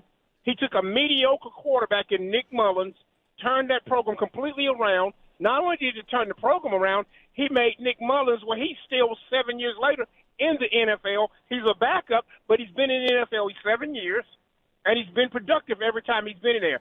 So what he did was he changed the culture there. Okay, Shedur's a fifth-round draft pick, but it is what it is. You don't like it, didn't say it, it is what it is. He's a fifth-round draft pick. Well, yeah, he'll have his – well, no, I'm just saying, I think a lot of Browns fans are okay with him having a chance at this season with Todd Monken, with the Browns. I think a lot of fans didn't want to do anything crazy. I think a lot of people just set it up agreeing with me, quietly agreeing with me. By the way, I hold nothing against you for being a Southern Miss grad, Derek. There should be nothing held against you for being a college graduate. Go ahead. But, okay, let's give Todd Monken the same opportunity he took with Nick Mullins, because Southern Miss was abysmal. And I'm a Southern Miss diehard, but they were horrible when he got there. He turned the program around with mediocre players. I don't think – I got to tell you, Derek, I don't think anybody's really critical of Todd Monken. They're critical of Andrew Berry right now because of 6 years of history, but I think that a lot of people are like, okay, let's see what Todd Monken can give us. I think they just don't know, honestly, Derek, what to expect because he's just never been a head coach in the NFL. Yeah. They certainly believe in him and his resume and that he's to be taken seriously. Like this, way more seriously than, say, like Freddie Kitchens was, even though I know fans were ecstatic about Freddie Kitchens because we get caught up in emotion at the time. Right. But nobody denies that Todd Monken – he should have been a head coach earlier. I think everybody's kind of said that. He should have been a head coach earlier. Yes, because as an individual and as a person, I've met him when he was at Southern Miss because I go to their games. Everything. Congratulations on all your success. Everything you see with Todd Monken, he was the same person at Southern Miss. He was just happy-go-lucky, and he pushed his guys. And I think in Cleveland, he's going to do the same here. Well, he's going to push Shadur to his max. He's going to get the best he can get out of it. Shadur is just going to be a good player, or he's going to be gone. I hope he is. And Derek, thank you for the call and for listening. My concern is that he looks at it where he's 60 years old. This is the NFL. This is his one chance. He may see something in Shedeur, but he also may look at something when it comes to the OTAs. And I cannot discount this enough. One, they're going to be throwing against air. One guy has a pedigree that's been a MVP caliber quarterback in the past. The other guy, it's still too early. It's still too young. And if that guy gets back to the physical prowess that he had before, at least against air and in drills, I have a feeling he's going to win a lot of drills. And then there's going to be pressure on Todd Monken to do what is right for winning. Which one is right for winning? By the fan base, I think it's like, all right, even the people who hate him, let's see what he's got. Even the people who are tired of hearing it, let's see what he's got. The people who love him, all right, finally I got a chance to prove myself right. Let's see what he got.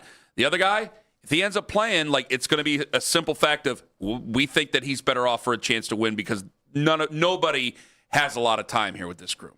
216-474-0092. Coming up at 8:22 this morning, John Greco going to join us on the show. Coming up at About Last Night, tons of moves that were made, and oh my goodness gracious, not one but two for the Guardians' new center fielder. It's coming up at About Last Night and 5 on the Fan. Anthony Lima.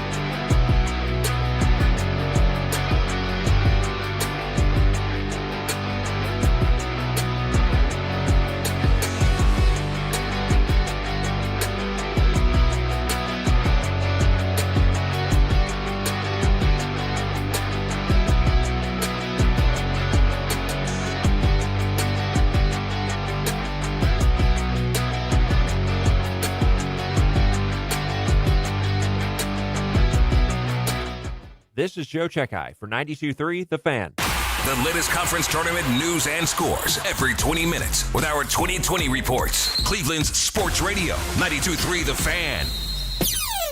So much can happen around the globe that we never hear of. Embarrassing. We got to be better on defense. It won't matter till April. I think we know that. Y'all gonna write us off. We could go 82-0, no one would care. He's a piece of crap. The kid, he sucks. He's sucked his whole career. I got rumors about him. How he couldn't please his wife, so now he's divorced. Put a damn winning team on the field. Now the Ken Carman Show with Anthony Lima give their thoughts on what you might have missed about last night. Well, you missed a lot with Stephen Kwan last night, or yesterday at least. Stephen Kwan, 2-homer day against the Royals for the Guardians in spring training. Now, Stephen Kwan, again, 2 home runs. He signed his arbitration thing this year. He's eligible for arbitration next year. Do you pay the guy, or do you let him walk? Do you trade him? Do you try to see what you can get for him? Because he's been How much do I pay him? Well, welcome in, John. This has been a feverish conversation over the past year. How much Anthony want to give him $57 million a year? Give him $30 million a year. I don't care. It was 30. Is he going to get Malik Willis number? Said 30. I don't care. Give him money. I don't care. It ain't my money. Well, it's not $30 million. You got to look at the market. What is it now? $20 million. He doesn't play center in the NFL. Well, wait. They're not a dime a dozen. They're swapping his position, right? They're trying him out in different spots.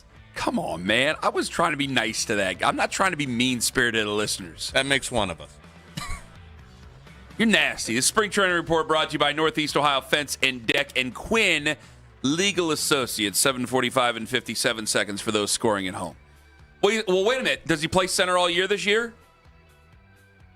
There's a chance. Is center field not a more valuable position? See, I don't think other teams would have him as their center fielder, though. That's the thing. I think that's what lowers his market. Oh. Okay. Well, this was his best value. He comes out hot every year hitting, right? And then he tapers off and he ends up batting 265 or whatever.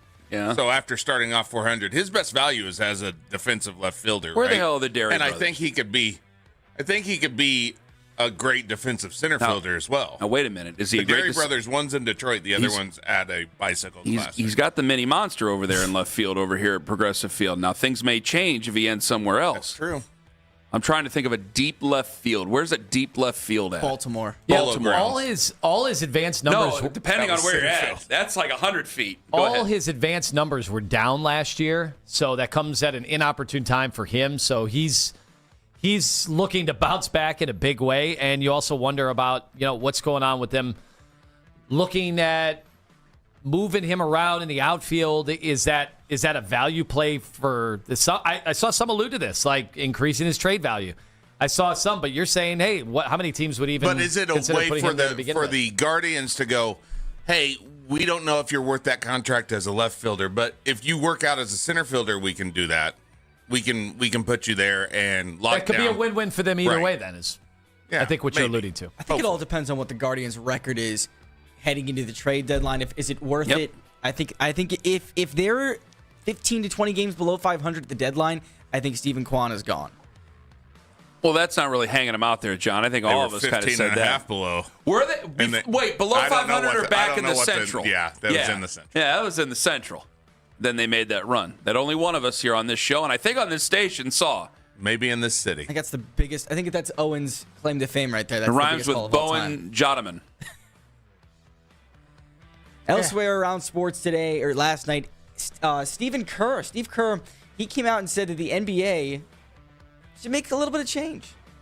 I know this will not be a popular opinion in the league office, but I will continue to say it because it's obvious we need to play fewer games. We need to take 10 games off the schedule. I think it would be great for the league. And I get it. It's revenue, and you'd have to get everybody to agree to take a little less money, and that's a really hard thing to do. But what I know about the league, about coaching, about how hard it is to play the modern game with the pace and the space, I think it would be a more competitive and healthier league if we played fewer games. I'd probably agree with Steve Kerr, but you can wish in one hand and you know what in the other. It ain't going to take no haircuts for anybody. Well, they could. They could do that if they expanded. If they expand by 2 teams, you can take the schedule down into the 68, 70 games. Is that why the expansion is becoming a thing? No, well, I think originally they thought, hey, if we expand and everybody plays 82 games, we can get an even bigger TV deal. When they don't really need to do that. Expansion, you'll get the added money from the expansion fees and then put less games on the slate. Now, the thing is, after that, how do you make sure that we don't get down to load management in the 50 games? Like, then we're going to be sitting there going, do we need to shorten the season even more? That would be a disaster. And the other thing is, the average fan is going to hear this and say, wait a second, we have max deals now where players are going to be making $70 million a year and they need to play less games. Like, you're going to get no sympathy from fans. But I could tell you, as someone who has loved the game, whether they played the 82 games back in the 80s to the 90s to the 2000s, I love every iteration of the game. Right now, this game is the most taxing to play. And I will go to war with anybody, any of the old heads that sit there and tell me that in the 80s and the 90s, the game was so much more physical. And I'll tell you, they know how much the guys run, right? They have the data. They've never had the advanced data the way they do now. The guys run so much more. And the level of skill in the game today and the level of shooting in the game today is far beyond what we saw in the late 80s or the 90s or, my God, the 2000s, where it was dump the ball into the post and everybody just stand at the three-point line. That was not a taxing style of play, even if they allowed more physicalité. I will debate anybody on this. And I actually agree. I can't fight you on it. And then the last one here, we're going to talk about Magic City, this was supposed to be a promotion run by the Atlanta Hawks, and now this was in homage to a famous gentleman's club down there in Atlanta. Allegedly, it has really good wings, but it did get canceled by the NBA because of Luke Cornetti. Spurs center spoke out against it. I don't know where you draw the line, because in minor league baseball, I have a little bit of a visual aid here for those of you watching the YouTube stream. He brought the shirt with him. This is a T-shirt. He brought the shirt with him. Front and center in front of the camera. Let people see this. There's the cameras right there. Yeah, put it up there so they can see. You're probably putting it up too high. Put it right in front of your face. There you go. So that is I'll tell you in 30 seconds. The Missouri River Motorboaters, which was a rebrand of the team in the Northwoods League called the Bismarck Larks. Where do you draw the line there? Well, if you're going to go, first off, it's supposed to be family entertainment. So I don't know what you're doing with that name. But if you're going to do it, I asked you before the show, what did they do between innings? It was just a huge rebrand. It wasn't anything special in between innings. It was just a big rebrand that it kind of just broke the internet all summer. If you're going to, well, I didn't hear about it, and I'm the purveyor of the internet, so I would know. If you're going to do it, don't you go the whole way? I know why you're called the Motorboaters. I know why. You can put a pontoon boat up on that shirt all you want. We all know what you're doing. And if you're going to do it, you go the whole way. So you either do pontoon boat or motorboat racing type of things, or you do the other thing. Or pontoon boat in the shape of other things. And then you really hit the double entendre. There you go. You have a regatta out there in center field or something like that. Like, you have to go the whole way. You can't just say we're the motorboaters when they for a say day they canceled it. So what, T.I. was supposed to perform? Is he not performing now? Like, you could still have him perform. You can have whatever you like. You can still have the food, right? Except The for your wings. Magic City night. You can still put the wings there. You're just taking the label off it. I didn't know that this was a gentleman's club. Oh, in Atlanta, it's famous, right? Like, everybody down there knows exactly what it is. I mean, I didn't know what it was. Actually, Daryl was the one who told me about it. Daryl wanted us to talk about it. Owen can vouch. When Daryl was in, he absolutely wanted to talk about this. Daryl had a very, very peculiar interest in wanting to talk about this. I wonder why. I will leave that to Daryl. But yeah, I'm not. Hey, this is like a minor league thing that's invading the NBA. Yeah. And look, there are certain NBA markets that are not the Cavs, that they don't fill up every night. There isn't the enthusiasm every night. I mean, look at the Pelicans crowds. There are some teams that could use some minor league viral marketing. I can't blame them for trying to they're paper in the room way too much to begin with, so they probably like to sell some more tickets, so why not get creative? It's the last time you've been to a gentleman's club? Probably last time I was in Vegas. I haven't been. It's a bachelor party. Yeah, I haven't been to a gentleman's club. I mean, my wife ruined them for me. I told you that story. In Myrtle? I told you that? I didn't tell you guys that? Oh, you've told us that. Okay. Eating nachos and everything like that. I go, this is ridiculous. I wasn't a big fan in the first place. I mean, I got a greasy past, just like a lot of guys, but no. So, no, Magic City, night, or if we were going to do like a crazy horse night here, it doesn't really get me. John, are you a big purveyor of gentlemen's clubs? I've been once, never again. Never again? Never again. You don't like the hors d'oeuvres or anything like that? I mean, I went to this was in State College, Pennsylvania. Oh. So. Oh, those are the fun ones. No, not there. Okay. Well, fine. I'm going to State College next month. Maybe I'll have to go find out for myself, huh? No? Okay, we're all moving on. I thought Ken was going to be stationed at the Creamery, and he was just going to have fun there, and that was going to be it. Nothing else. You were actually mentioning an entire King of the Hill plot in an episode where Buck goes from the gentleman's club to an ice cream store. He's physically addicted to the good times. Lima has checked out on this segment. He's checking his phone, which means I have to move on. All right, John Greco coming up at 8:22 this morning. Up next, if this guy can get you to 500 this year, he's worth a second-round pick, right? Ken Carman, Anthony Lima, live on the Fan. K&K Heating and Cooling. I'll tell you what's worth it.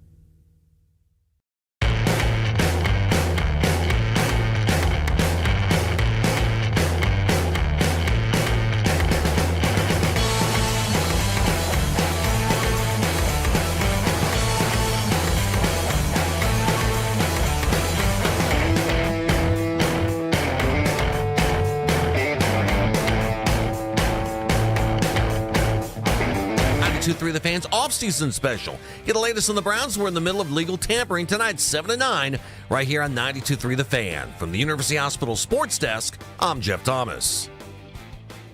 NFL free agency began 4 p.m. Wednesday, and this is the place to talk about it. We are Sports Radio 92.3 The Fan.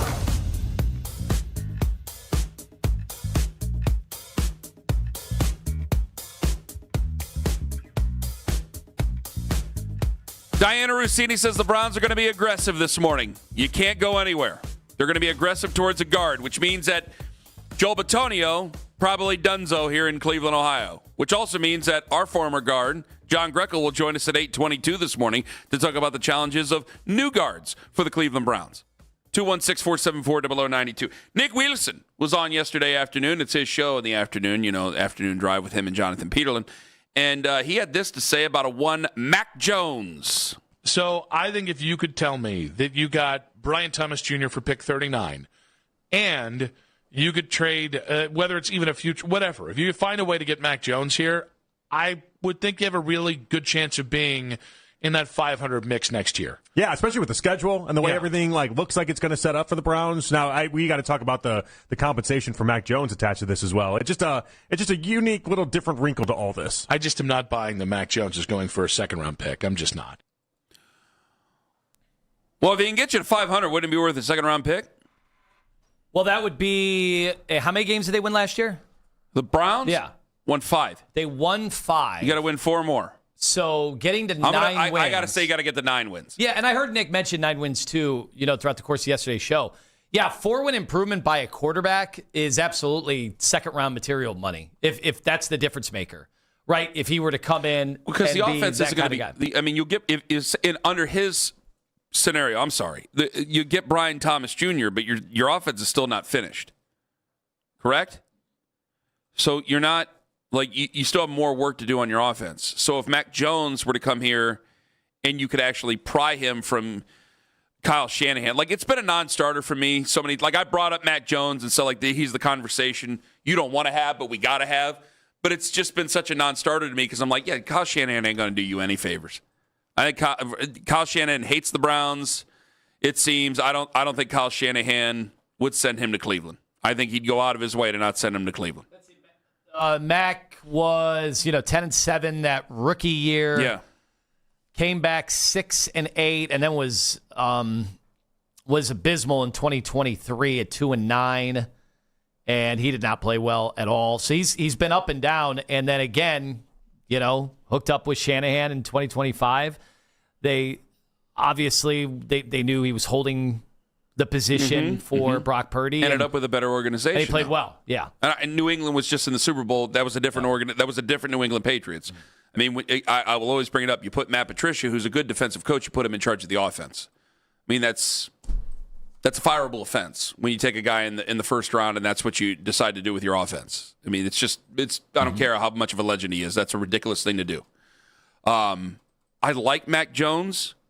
I've liked him more over time. It's just a hard conversation for me to have because, I've made the arguments before and I've thrown wet blankets on everything. Malik Willis is going to come here. Why is Malik Willis going to come here? Because he's got better opportunities. These are places where guys have got better when they've had second chances, but they've also gone to better franchises. They've gone to better organizations. Our organization ain't that great, to say the least right now. We're a 5-win team. We've won 8 games over the last 2 years. Not very good. Got a new head coach. But I also think that my non-starter is that I just don't think his head coach who's in charge of everything is going to trade him to. Well, and I also, just in listening to Todd Monken, and maybe I'm going too far maybe I'm too gullible. What's a different type of quarterback? Yeah, it seems like everything Monken has talked about has alluded to mobility. And, all the quarterbacks that we've been talking about, whether it's Shedeur or anybody else, have some mobility. Now, some more than others. Obviously, like Malik Willis, Anthony Richardson are almost like running backs with their mobility. They're in that Lamar Jackson category. I don't even know. Man, Lamar last year wasn't even as mobile as Lamar Jackson, vintage Lamar. But Shedeur has some of that. You saw that escapability last year. Mac Jones isn't giving you that. So I've never really even thought about him. I've kind of crossed him off mentally. Not that I don't think he's decent. Just because of Todd Monken? I do think in certain offenses, I do think like if I were Minnesota, if I were the Vikings, all right, that would be a guy. Yeah, but they're also thinking about Kyler Murray. Kyler Murray's not in the same vein as Mac Jones. Yeah, the reason I thought Kyler Murray made sense in Minnesota was just the dome, getting him on a fast track again. I thought that might make sense with them. And I'm sure Tom Landry was a much more flexible person than I give him credit for. I mean, good God, there is the flex defense for crying out loud. But like when we talk about systems and things like that, I think we romanticize the system of what he did. I use him as an example because it was like, well, he at one point could use 2 quarterbacks during a game because he wanted to run a system. It was all about the system. To me, I just don't think you can do that anymore. I don't think that you can have a system. You have things that maybe you're comfortable with running, but like a guy like Todd Monken, like if you were going to go, let me ask you, do you believe that Mac Jones is a clear-cut improvement over what we have? Oh, yeah. And that Mac Jones can be a franchise quarterback for you? Yeah, do you believe those things? But I think very limited ceiling. Okay. Right? So well, I think if he has a limited ceiling, then we need to talk about the second-round pick because it's not just a second-round pick. It's also that you're going to sign the guy. I mean, you could technically let him play on it and see where he goes, but you open yourself up. You want a little bit something. You want something a little more sturdy, especially if you're going to give up a second-round pick for a guy. So, look, part of it is like, do I think he's got? Some people say, you think Mac Jones is better than Shedeur Sanders? Today he is, but I actually think... that was going to be my comparison because you just told me an hour ago that if Shedeur Sanders won 9 games, there's still a question about his future. I think there's more of a ceiling with Shedeur than I do Mac Jones, so I don't see what the point of Mac Jones would be, other than to save some jobs for a year. But I don't think that much should more be of a ceiling, like a higher ceiling. Are you saying? No, I'm saying I think he has a much lower ceiling than somebody like Shedeur. Oh, you're saying Mac Jones has a lower ceiling? Yes. I heard you wrong. I think Mac Jones is clear upgrade today, but that's why when we originally talked about Kyler Murray, I'm like, no, I like Kyler Murray is an upgrade, but what's the point? But when you started saying, well, I don't want my time wasted, I want to win more games immediately, that's when I'm like, well, Kyler Murray can win you more games immediately with elite defense. Sure. Did I say what? That was our original I don't think debate. I said immediately. I think I want to win more. I want to be a better team over time. That's where I'm at. Like, listen, if you want to go out and make a whole bunch of big moves, not you, but the general populace, if you want to go out and, like, if Tyler Linderbaum at $27 million was something you were upset about, or some of the other decisions there that, okay, I guess you just want something that you think is going to be entertaining for the right now. My whole issue is that I'm tired of digging out of problems that Andrew Berry created or that this football team, ownership, whatever, created. I'm more interested in trying to find something forward that's going to give us some more sustained success. So if it ends up being Shedeur this year and he ends up playing and he wins 9 games this year, like I got some people going, well, I mean, you won a couple of those games by a fluke. You won a couple of those games in spite of him. Yeah, but if you gave him an entire year, I don't think you're winning 9 games in spite of a quarterback. That to me, it's too much time. There's too much film. There's too many ways to bring a guy to justice. I know that defense is really, really, really good. You can't win 9 games or 7 to 9 games in spite of a QB. Defensive coordinators, the more film they're going to have on Shedeur, they're going to know his weak spots, and he had a bunch of weak spots last year. And they're going to attack him like crazy. 216-474-0092. All right, we got John at 820. Let me get to some calls here. Jared in Sarasota, you're next up on the Fan. Yellow. Ken, I just don't understand the eternal optimism for Shedeur Sanders. The guy had 7 touchdown passes, 10 interceptions, and he probably should have had 5 more interceptions. I don't know. I don't think he has the arm strength because anything he throws outside the numbers, the ball floats, and that's where interceptions happen. He should have had 3 or 4 returned for touchdowns. For whatever reason, he's got the arm strength on deep balls, throws a beautiful deep ball, but when he throws to the numbers, it floats. He just can't do it. They have to add another quarterback. I actually disagree. I the other part of it is well, hold on, Jared. Hold on, okay? Hold on. For the love of God. I don't think it floats. I think that if you want to see float, go see Dylan Gabriel try to throw a deep ball. There's a couple that are still up in the orbit. All right, second of all, is that, okay, what do you want to replace him with? Who do you want to replace him with? Well, you could do Mac Jones. I'd take Jameis Winston because Shedeur Sanders is just a less talented Jameis Winston. You take Jameis Winston over Shedeur Sanders. Yes, I would, because you know what you're going to get with him. Do you? You don't know what Does anybody know what they're going to get with Jameis Winston? I don't think anybody's known what they were going to get with Jameis Winston since college. Here's the thing, Jameis does have more talent. I mean, there's a reason why. He's number 1 overall at one point. But I think we've also seen that Jameis cannot possibly, over the course of a season, while he's electric and fun to watch, all those things we say about Shedeur, the mistakes. Like, he never got over the mistakes. The hope is that Shedeur can get over the mistakes. Yeah, if Shedeur doesn't get over the mistakes, then fine, we'll move on. But I don't have anybody. But my issue, Jared, is like, I don't have anybody realistic that I can just immediately change him out for it. If you're saying Jameis Winston, I'm sorry, Jared, that's just a non-starter to me. Well, you don't think Ty Simpson could be better? He made less mistakes in college than what Shedeur made. I think Ty Simpson could be marginally better than Shedeur Sanders. I think if you decided to start him week one, it's a disaster. Better. Well, when are you going to start Ty Simpson, Jared? I'd start him right off the rip. Start him. Oh, God. Wow. Oh, God. Jared, does my wife have to come down to your town and win more races? Is that what needs to happen? We're going to agree to disagree on this one here. I'm not going to ask for sweet chin music. Here, of course she won the race. That's a good line.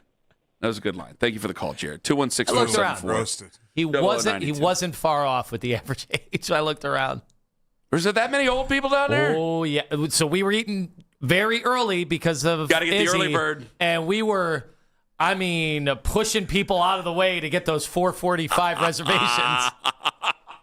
Jack Compass, man, you ain't getting in his way. Oh, Kenny, the outfits, the expensive older outfits that I could not stop looking. White pants, white shoes, still in vogue everywhere. The people watching. Tommy Bahama, but like 3 levels up.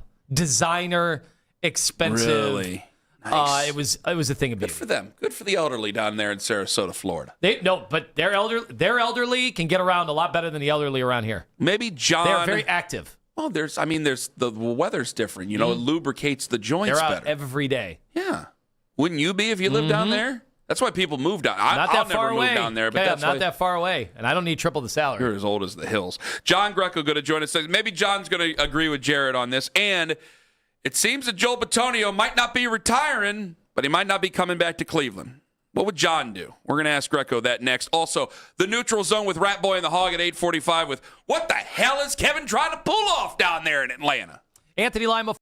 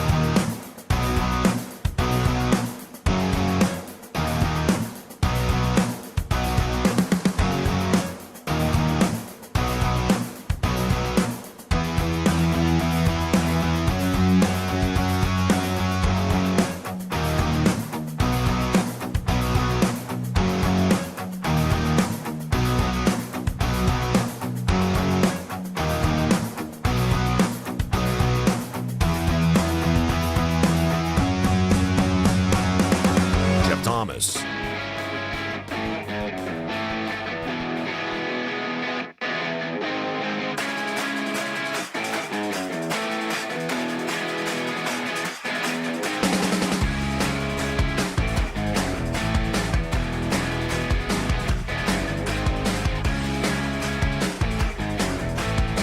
Free agency rolls on without your Browns. Diana Rossini says the Browns are going to be aggressive. That's the last story I've seen this morning. I mean, you can be aggressive all you want. Can't make them sign. But they have been judicious. Zion Johnson comes to the Cleveland Browns from the LA Chargers. You were going to hear a mixed bag about him because everybody grades offensive linemen different. So a lot of these guys are going to be, with the exception of Tyler Linderbaum, he's a different animal. But with the other ones, you're going to hear a lot of mixed bag. Titus Howard, mixed bag. I do like the Quincy Williams pickup.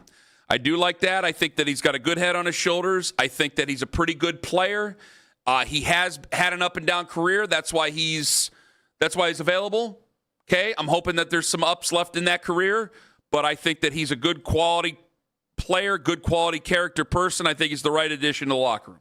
Let's welcome in John Greco to talk about these players as well as the future of the Browns offensive line because, I mean, Joel Bitonio doesn't seem like he's going to be back here. John Greco joins us right now on the Make It Right Call Kyle Wright hotline. John, good morning.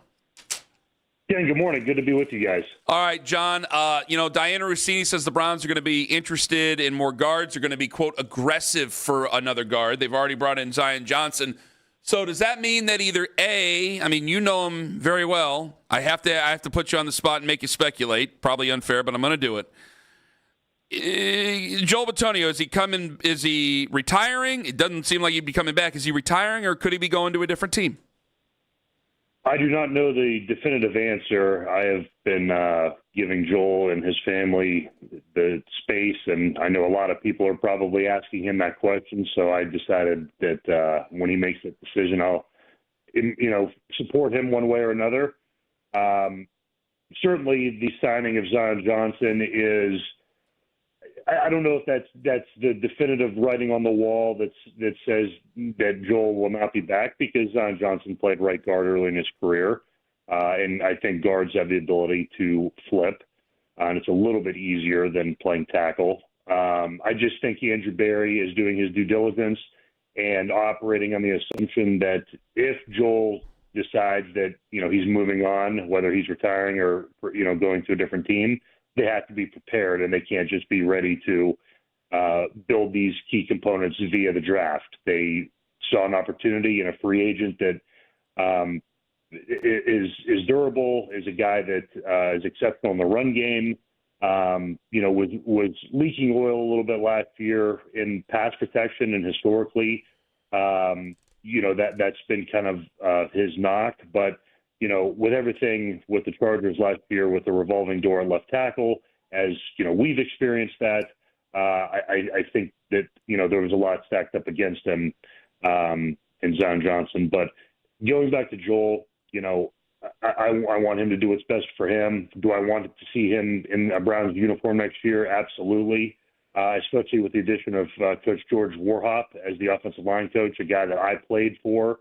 A guy that was arguably the best coach that I ever played with in the NFL. Coached the likes of Joe Thomas, Alex Mack, some guys that played really, really well in Browns uniforms. I can't speak highly of him enough, and I know he's going to get this group headed in the right direction. But, yeah, going back to Joel, time will tell. I know that's a big decision and one that's, will impact him, his family, and, of course, the Browns. So I just think that Andrew Berry, the signing of Zion Johnson, does not surprise me. They have to absolutely add, players that can not, provide quality guys that can just step in as starters, but they also have to build some depth. I think it's only natural. John Greco joining us on the show. I just want to run this by you. I said this to Lima earlier today, and let me run it by a guy who actually played the position at a high level here. Is that, we've talked very highly of Joel Bitonio. I've thought for a long time, had this team been more successful during his career, I think he'd be in serious consideration for the Hall of Fame. He had a good year this last year, a very good year this last year, relatively healthy. And I think that because of all those factors, I think that's what, John, maybe is what made Joel kind of drag his feet a little bit, where there might be some teams that are ready to compete right now who might be interested in paying him a fine living for one more year and maybe a chance to go Super Bowl ring chasing, and who knows what happens after something like that. Yeah, well, Ken and Anthony, we all know Joel is a loyal guy, as loyal as it gets. And, Joe Thomas, you didn't see him do that. He stuck it out with the Browns when, he had opportunities and there was discussions that, he may be moving on to pursue these same, kind of dreams and hopes and wishes that you just talked about and laid out. And, I think that Joel would be the first to admit that part, that thought is in his head. That's only natural. Everybody wants a taste, and Joel fortunately got a taste for the playoffs a couple times. So, yeah, does he want to go in and go to a team that's already established, that's competing, that's going to try to compete and win a ring, and then he can go off and ride off into the sunset?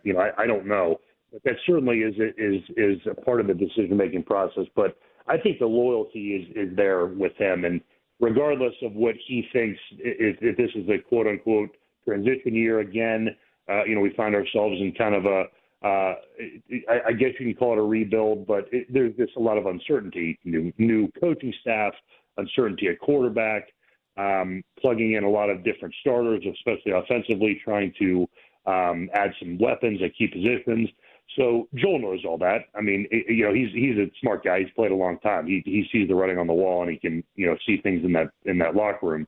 But he's loyal, and I just think the number one question for him is, does he want to put his body through a grueling NFL season and all of the preparation that it takes to play at a high level? Because, he's also a prideful guy. He does not want to just take the money, go out there and look silly because he's not healthy. He wants to continue to play well and not let anybody down. So that is what I think is the number one concern and question for him moving forward and going into the season.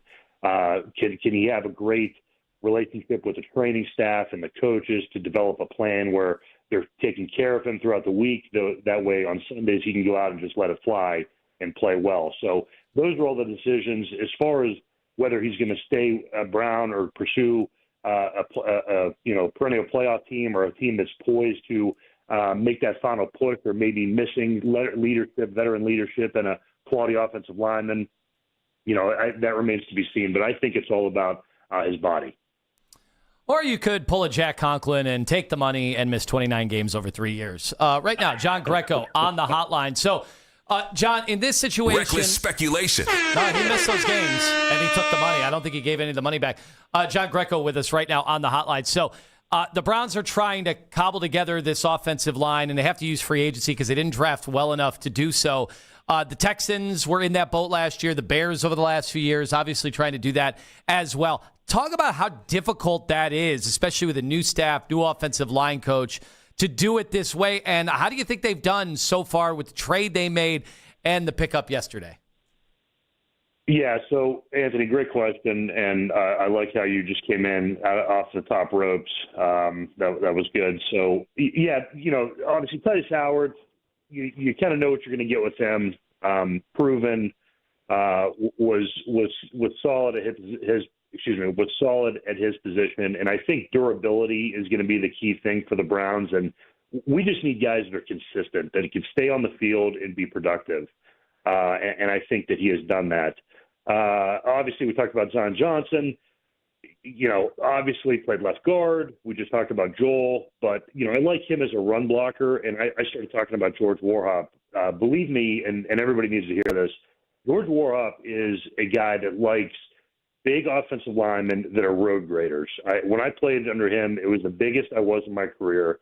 Like all the guys were stout in pass protection. He likes aggressive guard pass sets where you take on the battle right at the line of scrimmage and sometimes more often than not, you're aggressively pass setting to where you're meeting them right at the line of scrimmage, and if not, on their side of the ball. So it really firms up that pocket, and that's something that George obviously preaches. So Zion Johnson's a big body, a strong body. He's sturdy in the run game. Was really terrific in the run game, but pass protection, I think it's going to benefit him to take the action to the defensive linemen, to the three techniques, to the head-up D tackles, the nose guards, and take the fight to them at the line of scrimmage. So I'm excited to see what this offensive lineman will look like under a new regime, especially in the offensive line room. But the moves that they made, I kind of said this to Ken early on, you can't expect to just magically draft 5 new starters or 3 new starters or 4 new starters. Obviously, at 6, you would I fully expect them to go after an offensive tackle. You still have DeJuan Jones that's coming back, and we'll see where he fits in. But Luke Weipler, at center, filling in for Ethan Posick. You have some guys that are familiar in there that the Browns drafted, and they're continuing to develop. And I have a lot of support for Coach Warrup. I can't say that enough. And Coach Monken to continue to develop these guys and really change their attitude in turning this Browns offensive line into kind of a nasty trench team that they're going to lean on opposing D-lines and really start to run the ball effectively, because I think that's where, we saw splashes of that last year, but that's where we need to get back to. And if you look at this division, historically, you have to be able to run the ball. You look at what Baltimore, has been doing, Pittsburgh historically, and Cincinnati sure as hell is going to try to get back to that because they don't want to get their quarterback killed. And this division only gets tougher when you're adding more, 5-star premier pass rushers. So you have to be able to run the ball, and I like what they've done in free agency to try to help the Browns achieve that. One of the things we've been talking about off the air, the importance of center, and I thought it would be perfect to bring you in because there's some people on social media that are like, who cares who the center is? Dime a dozen player. And Ken and I looked at each other and said, what? Every time I see the new center coming into a game because of an injury starts snapping that ball to the quarterback very hurriedly to try to get the cadence down, I'm like, oh boy. If I was in-game betting, I would take this into consideration. Just what does that mean for a team when they are looking at center, and how impactful do you think that position is? It's a huge impact, Anthony, and you and Ken are smart guys, so you know the importance of it. But anyone that thinks otherwise is out of their absolute minds.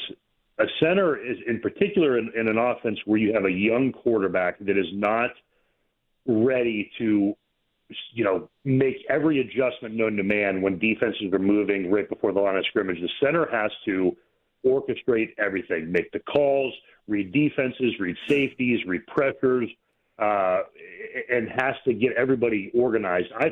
Trust me, guys, I've played with centers that can't do that, and they go out there and they clam up, and they're like mimes. And everyone's looking out of the corner of their eye at him thinking, hey, we need to adjust this. What's the play? And nothing's been said, and you just kind of you look back out at the 3 technique or the defensive end, and you're like, here we go. Let Jesus take the wheel. So a center is absolutely vital to an offense, in particular when, like I said, you have uncertainty at quarterback. You don't know who's going to be in there. If it's Shedeur, still a guy that's learning that position and learning how to get everybody lined up and read pressures and redirect things. That's why you need a center, a proven guy that can make the calls, get everybody lined up, and is physical as well. You don't just want a ragamuffin out there. You want a smart player that can think and act quickly and be physical. So absolutely, it's a vital position and a key part to the offense. It is March 10th. What would you do at quarterback? Oh, God, it's too early. No, it's not. Come on. Give me the answer right now. I want a damning answer right now that we're going to play for the rest of the day. Come on. Okay, play for the rest of the day and play until September because our minds will change 100 times between now and then. I've been a Shedeur fan. I'm going to die on that hill. I think let's get him some weapons. Let's retool the offensive line. Let's get the run game going. I'm a Shedeur guy. Obviously, Deshaun Watson's going to be in there. They're probably going to have an open competition there at quarterback. We'll see if they add another veteran. But I'm a Shedeur guy. I want to see that kid do well. Wow. Call him up and cuss him out, everybody? That's an early March quarterback take, guys. Take it easy on me. I've only had one copy. And I'm waddling with it. It's going to happen. John, thank you so much for the time. You're wonderful. All the best to you and yours. We'll talk to you again soon, my friend. Guys, thank you. the outstanding John Greco. A couple of things to break down about that coming up a little bit later on. What he said about centers, what he said about that guard position, Joel Bitonio. I'll reset for you what I think Joel Bitonio should do coming up here momentarily, as well as that cohesion question about those quarterbacks. 216-474-0092. What the hell is Kevin trying to pull off down there in Atlanta? And could we be spinning the wheel for another quarterback out of it? Well, we'll get to it all in the neutral zone with Rat Boy and the Hog in 5 minutes on the Fan. Window Nation.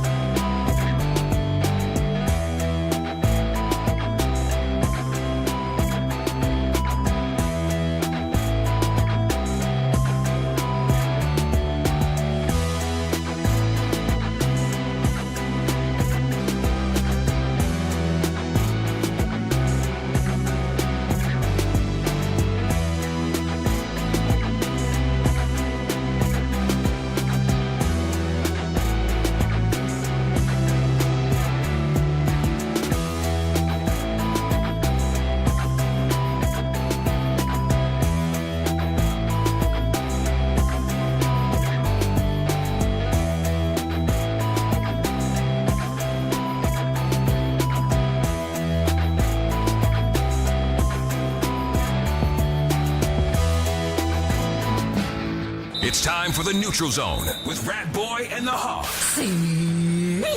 Crank it up and rip off the knob. Well, it's time for the Neutral Zone. We're going to recap pretty much what we saw yesterday in free agency. A lot going on, but to start off, Ken teased it. We're going to talk about some quarterbacks here. Malik Willis, he did go to the Dolphins, and Tua went to the Falcons. My question is, did either of those teams get better with those signings? Well, obviously, the situation with Malik Willis is very unique, and in modern NFL history, we only have a few case studies of this. So nobody knows if Malik Willis, I'll be honest, I don't know if he's going to be good as a full-time starter. Same stuff I said about Shedeur. The more tape on somebody, gives defenses and great defensive coordinators more ammo.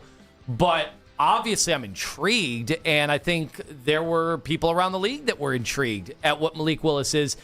And the guys that were in the building with him at his previous stop were like, he's a starting quarterback. That's definitely worth giving him $43 million guaranteed, where if he's really good, this is going to be amazing. And if he's really bad, we can move on from him in a hurry. So I think it's really, really interesting. Plus, what's one of the big problems their former quarterback had an issue with? Playing in the cold. Malik Willis just showed he can play in the cold. Like, he had no problem doing that towards the end of the year in December. I was going to say turnovers, but I don't think Malik Willis threw an interception this year. Well, he only, let's be fair here, not that many dropbacks. No. I mean, he only started one 28. game. 28 total, right? Dropbacks, yeah. But they were... It's a pretty low amount. That's why he... His guaranteed money's $22 million. He's just under $1 million. I'm doing the beer can math. Mm-hmm. Like, am I paying over $1 a beer for this can of beer? For this case of beer, you're paying under $1 million for each drop As back. I tried to explain, he was a rookie quarterback who you got to see play last December in big, meaningful games. You didn't get to do that. It's amazing at an NFL level. You didn't get to do that with Fernando Mendoza the year before. You didn't get to do it with, who's the number 1 overall pick, Ward. This is a very unique situation. And I think you're going to see more of these in the NFL over the next 5 years. A lot of fans would agree with me. It's amazing how we're just willing to move these goalposts all over the field for these other QBs. But there's one in particular, boy. It's just stays right there. They are concrete in. We've poured it, and it stays. That post, it stays. Who are you talking about? Can't say nothing on his behalf. Who's that? Nobody in particular. We're moving on. So with these moves, again, it's only been one day, but we've seen a lot of blockbuster moves so far. Are there any teams that you are particularly afraid of coming out of the first day of free agency? No. Really? My team won 5 games last year. I'm afraid of nothing. Are you talking about like in the division? No, I'm talking about the AFC, because I think the Texans and the Raiders are very, very intriguing. I think the Texans had a great defense last year. They reloaded this year. And I think that they added Reed Blankenship.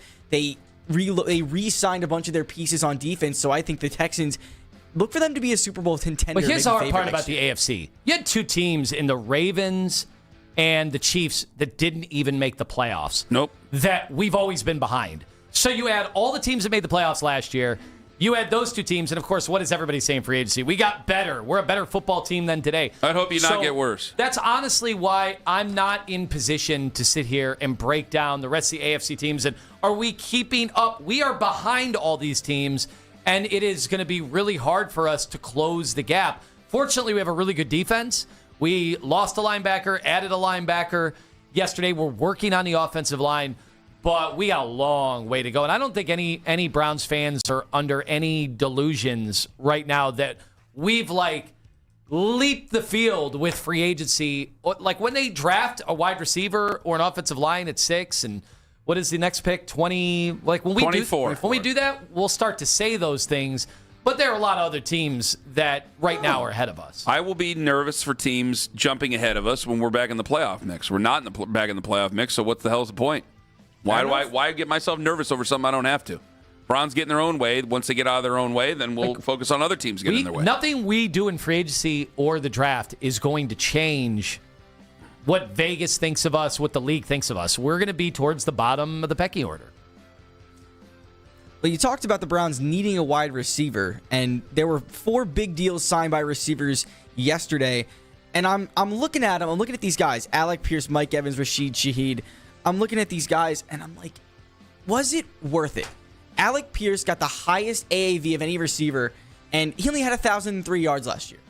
So I think the Browns personally are better off going and getting a guy in the draft than spending $20+ million a year on a receiver that is either past their prime or not when we're that good. When we're a good team, then we have to talk about overpaying positions like wide receiver, right? Because when you're like, oh, we're a couple players away, then you got to overpay to do that. We're not in that situation. Nope. So it would make no sense. What was that going to make? Did you guys think Alec Pierce was going to make Shedeur Sanders or Deshaun Watson or Dylan Gabriel that much better? No, and Ken was right earlier. There's names in the draft you can go after. It seriously opens up Carnell Tate for a lot of people. Or, come on. Just wait. There's still time. Help me. Mekhi Lemon. Ken, you were right. You got him. Those two names. Cooper. I just wish there was somebody in this room. Jalen Tyson's brother. Paying that close of attention to football that they can help me out. I didn't finish it. We're okay. Help me. You just let me die. You just went to the guy that gave the most awkward, bizarre interviews in some recent draft history. You got to play it again because I just messed it up for everybody. Go right on. I'm sorry. It seriously opens up Carnell Tate for a lot of people. Or, 1,000, 2, 3. Help me.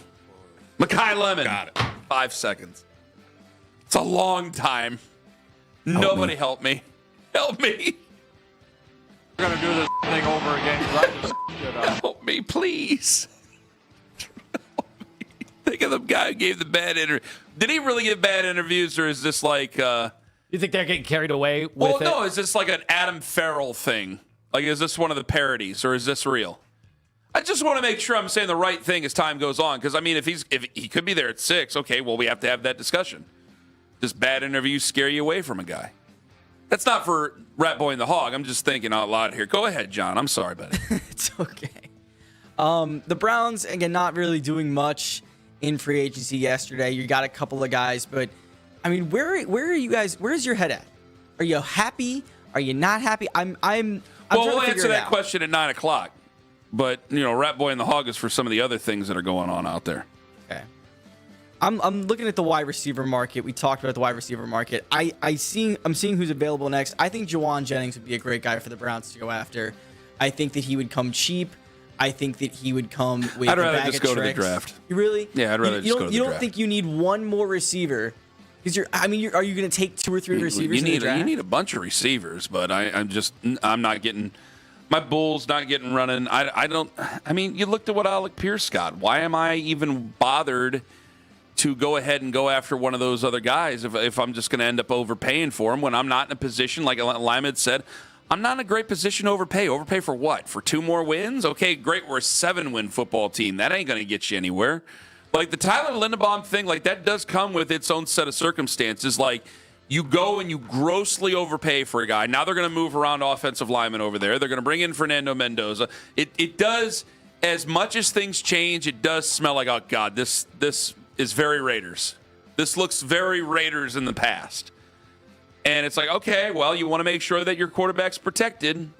You got Tom Brady working in there now. We'll see where it goes, but just something seems to stink. Like, maybe you're not in a position to do it, because I feel you could get other good, like, they're not a dime a dozen. I disagree with the person who tweeted at me, but there's other guys that you have available that can help you out and protect Fernando Mendoza. $27 million. I mean, who's second? 18 Creed Humphrey. He makes 18. I mean, it was just a year ago, 2 years ago. 2 years ago. That's outrageous. I think the Raiders look absolutely terrifying. They could at one point terrifying. I think the Raiders could be terrifying. Well, so you think Mendoza's really good? I think we talked about this before off the air. I don't think Mendoza is going to be bad. I think that his floor is playoff Andy Dalton. They say more athletic Jared Goff. If he's more athletic Jared Goff, then I think they will be terrifying. But you also could potentially have the number 1 running back in football, the number 1 tight end in football. Potentially what you see at wide receiver, that you're not going to have number 1 out there, but Jalen Naylor from Minnesota, that's a great pickup. He is arguably the best wide receiver 3 last year. So I think the Raiders could be Super Bowl contenders. So you're telling us there's another team that just jumped us. The Raiders could be Super Bowl contenders in 2027. People would have made fun of that if you would have said that about the Patriots a year ago. No, I don't think they would have. Yes, they would. After Gerard Mayo's year? Drake May was like that. After Gerard Mayo's year? If I would have said Super Bowl? No, after Gerard Mayo was fired. And Mike That's Vrabel, when they would have said it. Not with Gerard Mayo. They would have said it after, just like they're saying it after, or he's saying it after Pete Carroll got fired. That's what he's saying. So you're saying at the end of this year or at the end of next year? That would be the 2028 Super Bowl. Fernando, year 2. So 2027 season, 2028 Okay. Super Bowl. All right, thank you.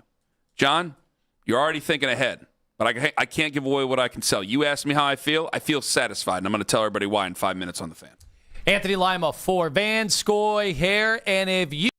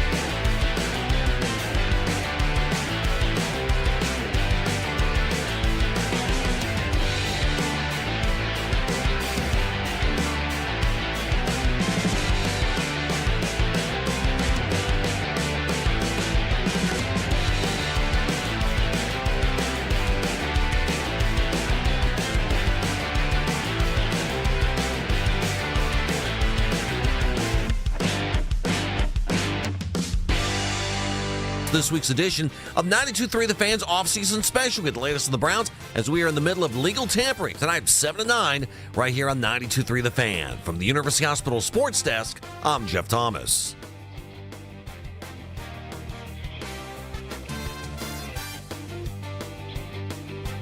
Get all the latest news during NFL free agency's legal tampering period. We are Sports Radio 92.3 The Fan.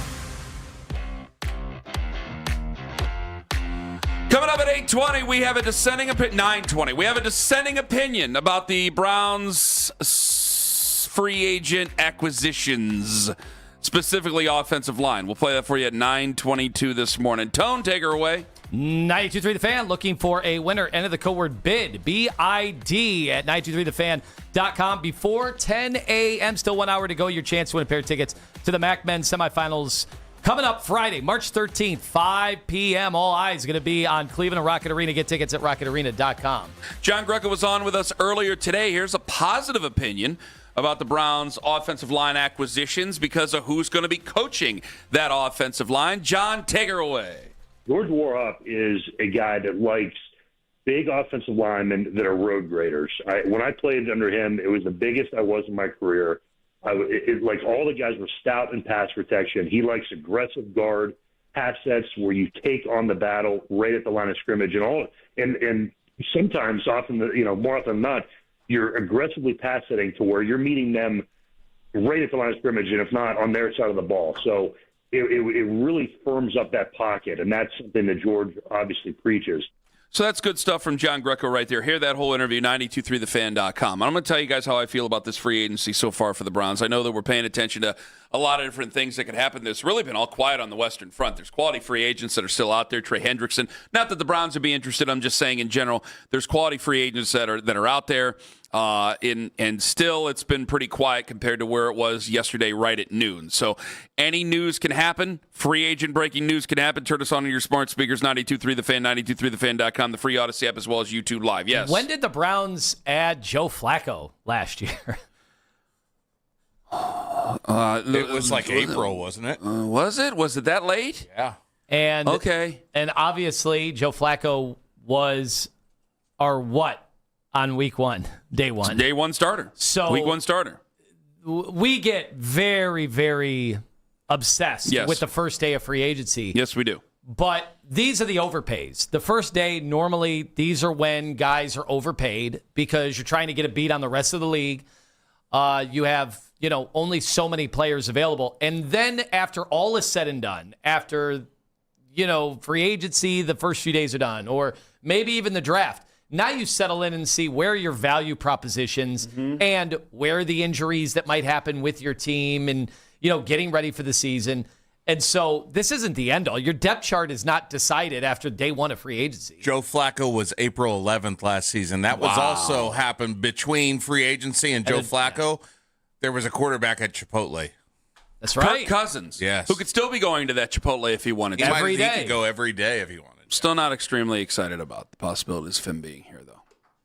I mean, he's more than willing to spend. He's welcome to spend all his money that he has here in Northeast Ohio. He has a lot of it, but I don't really want him playing. I didn't really want him playing for the Browns last year, and I really don't want him playing for the Browns this year. I'd rather go in a different direction on that. Okay, before I tell you whether or not why I'm satisfied, we did have John Greco on the future of Joel Bitonio. Here is John, his former teammate, talking about Joel and his future. We all know Joel is a loyal guy, as loyal as it gets. And, I think that Joel would be the first to admit that thought is in his head. That's only natural. Everybody wants a taste. And Joel, fortunately, got a taste for the playoffs a couple times. So, does he want to go in and go to a team that's already established, that's competing, that's going to try to compete and win a ring, and then he can go off and ride off into the sunset. I don't know, but that certainly is a part of the decision-making process. But I think the loyalty is there. Now, if you missed a moment in the show, you can use the rewind feature on the free Odyssey app. It's powered by Integrated Restoration, your local experts in water, fire, and storm disaster restoration. Now, you hear what John says. I was a little bit surprised about that. I mean, the loyalty thing getting brought up. Joe was loyal. Joe was certainly loyal. Offensive linemen are usually loyal. They're nesters. You think naturally, you think about what offensive linemen do, it's protecting. I hate to be so philosophical about it, but offensive linemen like to make their home. They like to protect. Usually they make good family men, and they have loyalty to the area that they're in. And it's just by their nature. And so by Joel Bitonio's nature, all that may play into it. But it has to be exciting to have a last year where you're still really good, okay? You still remain relatively healthy. I mean, by the terms of an offensive lineman, I mean, you're always going to get banged up. You're playing offensive line. But you're still relatively healthy, and people are singing your praises. And then there's got to be a bit of a siren song going, well, what if one of these contenders really wanted me? Like I mentioned the Patriots yesterday. Elijah Vera Tucker, I think, changes that. But there's other good teams that might be interested. How do you not consider it? You only get so long to be an athlete. I think, and with a lot of offensive linemen, once you close that door now, the changes in your body, some guys, they used to get a lot heavier. Now these guys are tremendous athletes compared to where they used to be. They have to put weight on, so it's easy for them to take it off. They become a completely different physical person with what they do. Once he's done, he's done. And so that finality probably is weighing in heavy on him. Football's a fun game, and he's had fun playing. There's been some frustration, obviously, but he's had fun playing it. So if you have a really competitive team, you've made a boatload of money in your life, and somebody's willing to pay you a little bit more, a nice salary more, I'm sure. Joel Bitonio has every right to consider it, and if I were him, I certainly would. Do you have to move your family necessarily for 1 year? No, he might want to because he's, for all the things I just said about an offensive lineman, but technically you don't. And Joe's last however many years, and I think he's spoken to this too, wasn't necessarily living in the facility the way he was when he was younger and trying to prove himself, right? And trying to earn contracts. Uh-huh. Didn't we always say, Joe was pretty much showing up on Wednesday? They were making him take veteran days and things like that. Yeah, he was basically showing up on Wednesday. You have a walkthrough on Friday. He probably came in on Monday to get a treatment. Come on now. Okay, yeah, but I'm saying wasn't exactly living at the facility the same way, and I think Joel 6 Bitonio... 6 a.m. to 9 p.m. Yeah, Joel Bitonio at this stage of his career, if he went somewhere else or if he stayed in Cleveland, whatever, we're not necessarily saying, the 70 hours a week football player, yeah, it's just show up on Sundays and make sure you can help out as long as you can. I don't think the expectations are the same. Just show up on Sundays. It's a little different from, and again, I know I kind of made some offhanded remarks at another offensive lineman that was stealing money at the end. I'm not saying any of it. Joel Bitonio would still show up on Sundays. Now you're accusing him of theft, the other guy. Theft? I mean, you guys saw what I saw the last 3 years. Hey, he's up. Let it ride. I don't care. He always wore that black eye mask. Yeah. And had a satchel over it. It was weird because he would take the field like this, like a cat burglar. It was very odd to me. The twinkle toes. Would he tie up anybody on the railroad tracks? He would come out like Repo Man in WWF. Unreal. 216-474-0092. I am not disappointed in free agency. I am satisfied because they are. This is tough to say. This is boring to say. They're doing what I want them to do, and that's be boring. Just be boring. Go forward. Stop trying to find crazy ways out. Stop trying to find Hail Marys. You already tried your Hail Mary, and so far it's blown up right in your face. You got Shedeur. If you want to talk about guys who can sell jerseys and get social media going, you got him. You got you got Myles Garrett, for crying out loud. You got other likable guys. Can we just have a season? Let's keep a low profile or as low profile as we can and just march forward. And if Shedeur starts the season, again, I think it's going to be it's going to be closer to an open competition than we think. I do think that the Browns ownership and a lot of people with the Browns want Shedeur to win the job. But if he goes out there and he just sucks, then yeah, they probably give it to Deshaun Watson. But I don't need any of these other guys. Just march me forward. And if one of these guys hit, then we'll talk about that. And if they don't, you know what? I got another draft class. And I know people are tired of hearing that. Guys, I'm sorry. I'm sorry it didn't work out. But the answer to this is not more crazy moves. So, guy, you want to win now? Let's talk Cavs. You want to win now? Let's talk Guardians. Even though that might be a run into a brick wall right there. Are you saying like Linderbaum would have been the crazy move, like throwing that much money? Yes. Throwing $27 million at a guy to protect quarterbacks that none of us have any clue on except for his most ardent supporters. And this is, I mean, again, I'm the Shador cult leader here. I'm like, I don't know what his future is. You know, fans would have gone nuts had they have gotten him in a good way. They would have loved having the he's signature a former Raven. free agency signing. Yes, he's a signature he's a lineman. He's a signature free agent signing, just like you said. And he used to play for the Ravens, for crying out loud. It's fish in a barrel. But to be honest, does it make that much sense? No, I didn't think it made any sense. I didn't make exactly. But this is what happens in free agency and in all sports, but especially the NFL. They brand the opening of free agency, and we're part of it, right? We're playing promos, listen to the fan, 24/7, comprehensive coverage. Okay, and then you get two linemen that, let's be honest, most of our fans have never heard of, and now they have to go to PFF to see what the rankings are. Oh, shoot, they traded for Titus Howard. Yeah, and then they see, oh, wait, the PFF's not high on these guys. Let's find somebody say good things. Okay, John Greco say good things. All right, we love it. Like, we're so starved to improve the team that I think, yes, the casual fan is looking for splash moves and big names. If you don't, 216-474-0092, are you disappointed in Browns free agency? I'm going to get to you guys coming up here in the next segment, promise you that. But let me get this off my chest here. I know I like Shador. I want to give him the best chance possible. Or whoever ends up playing quarterback for the Browns, I do want to give them the best chance possible. And Tyler Linderbaum, yeah, he'd be a great investment even for the future here because he should be a top offensive lineman. But to make those moves, it tells me what you're trying to do and tells me that you're trying to hotshot this thing into the future. What I've said about Andrew Berry, I don't think that when it comes off to the desperation of Deshaun Watson, there's still a point where I can understand why he did that.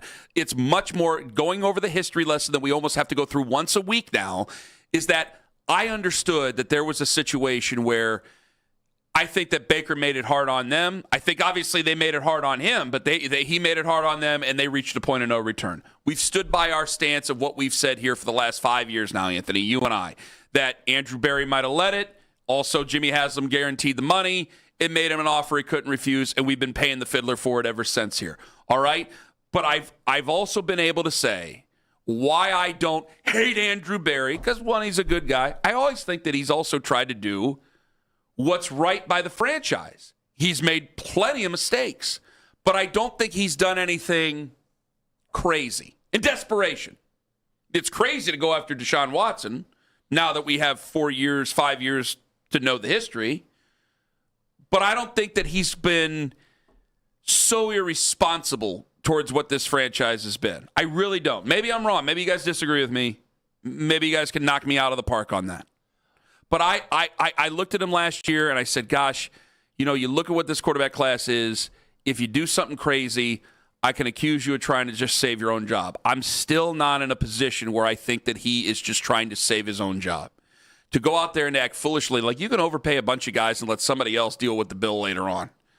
I don't think he's done that. Well, he's pushing enough contracts. He's made mistakes down the road where the next GM will have to worry about a lot of those. But I get what you're saying. He's not doing any more the craziest thing you could possibly do. I don't think it's an ego move. I don't shorten the runway on anything like that. Yes, that's how I feel about him. And I can still say that about him with confidence. The only thing I really trust him with is that I trust him that I don't think he puts his own ego ahead of the Cleveland Browns. And I think, even though he's been making a lot of mistakes, I think that he still has the best interests of the future of the football team at heart. Some of these other foolhardy moves, it'd be hard for me to defend that. Moves for Malik Willis, moves for Kyler Murray, moves for Tua Tagovailoa, those type of things. Those would make me very nervous. And maybe by the time we come in tomorrow, I'm singing a different tune. I mean, is Kyler still out there, or are we pen to paper yet with Minnesota? So there's possibilities, yes. But it's like, all right, you made your bed, you're going to lay in it, and I think that these are practical moves. Quincy Williams is a high-character guy. I think that depending on who you want to pay attention to, if you want to think that the Browns are bad, and a lot of people do, then yeah, you're going to take the negatives on Zion Johnson. If you're the other side, you're going to take the positives because it's a mixed bag. That's why he's a free agent. Most offensive linemen who are free agents are a mixed bag. But I think he's been trying to be responsible. Are you disappointed in Browns free agency? 216-474-0092. Ken Carman, Tone Master General, live on the Fan. Peter.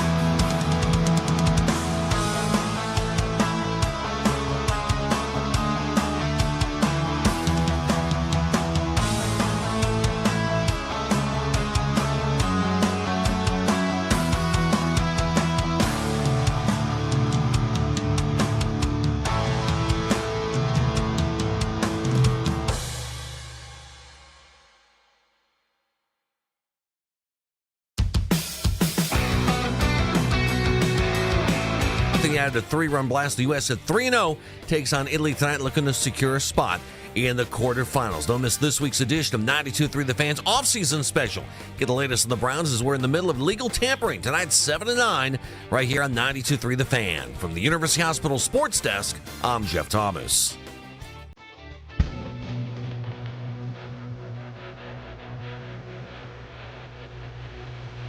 Little update. This just happened a couple of minutes ago. Ari Myrov. You see him on 33rd team. A lot of NFL insider stuff. Giants are planning to sign former Browns and Jaguars cornerback Greg Newsome to a 1-year deal. Former first-round pick has started 58 career games. Jordan Schultz was the first to report it. Ari Myrov was just the first one I saw. Credit is where credit due. Do we count it as an Andrew Berry win? I think this one pretty clearly is. Okay. Right? I think that's indisputable. I mean, that's pretty clearly okay. Now, it's interesting, though. He's going to where? Team coached by John Harbaugh. He's going to the Giants, team coached by John Harbaugh. Harbaugh obviously saw something, and, he has a new defensive coordinator with him. Mm-hmm. Who is that? Denard Wilson. So.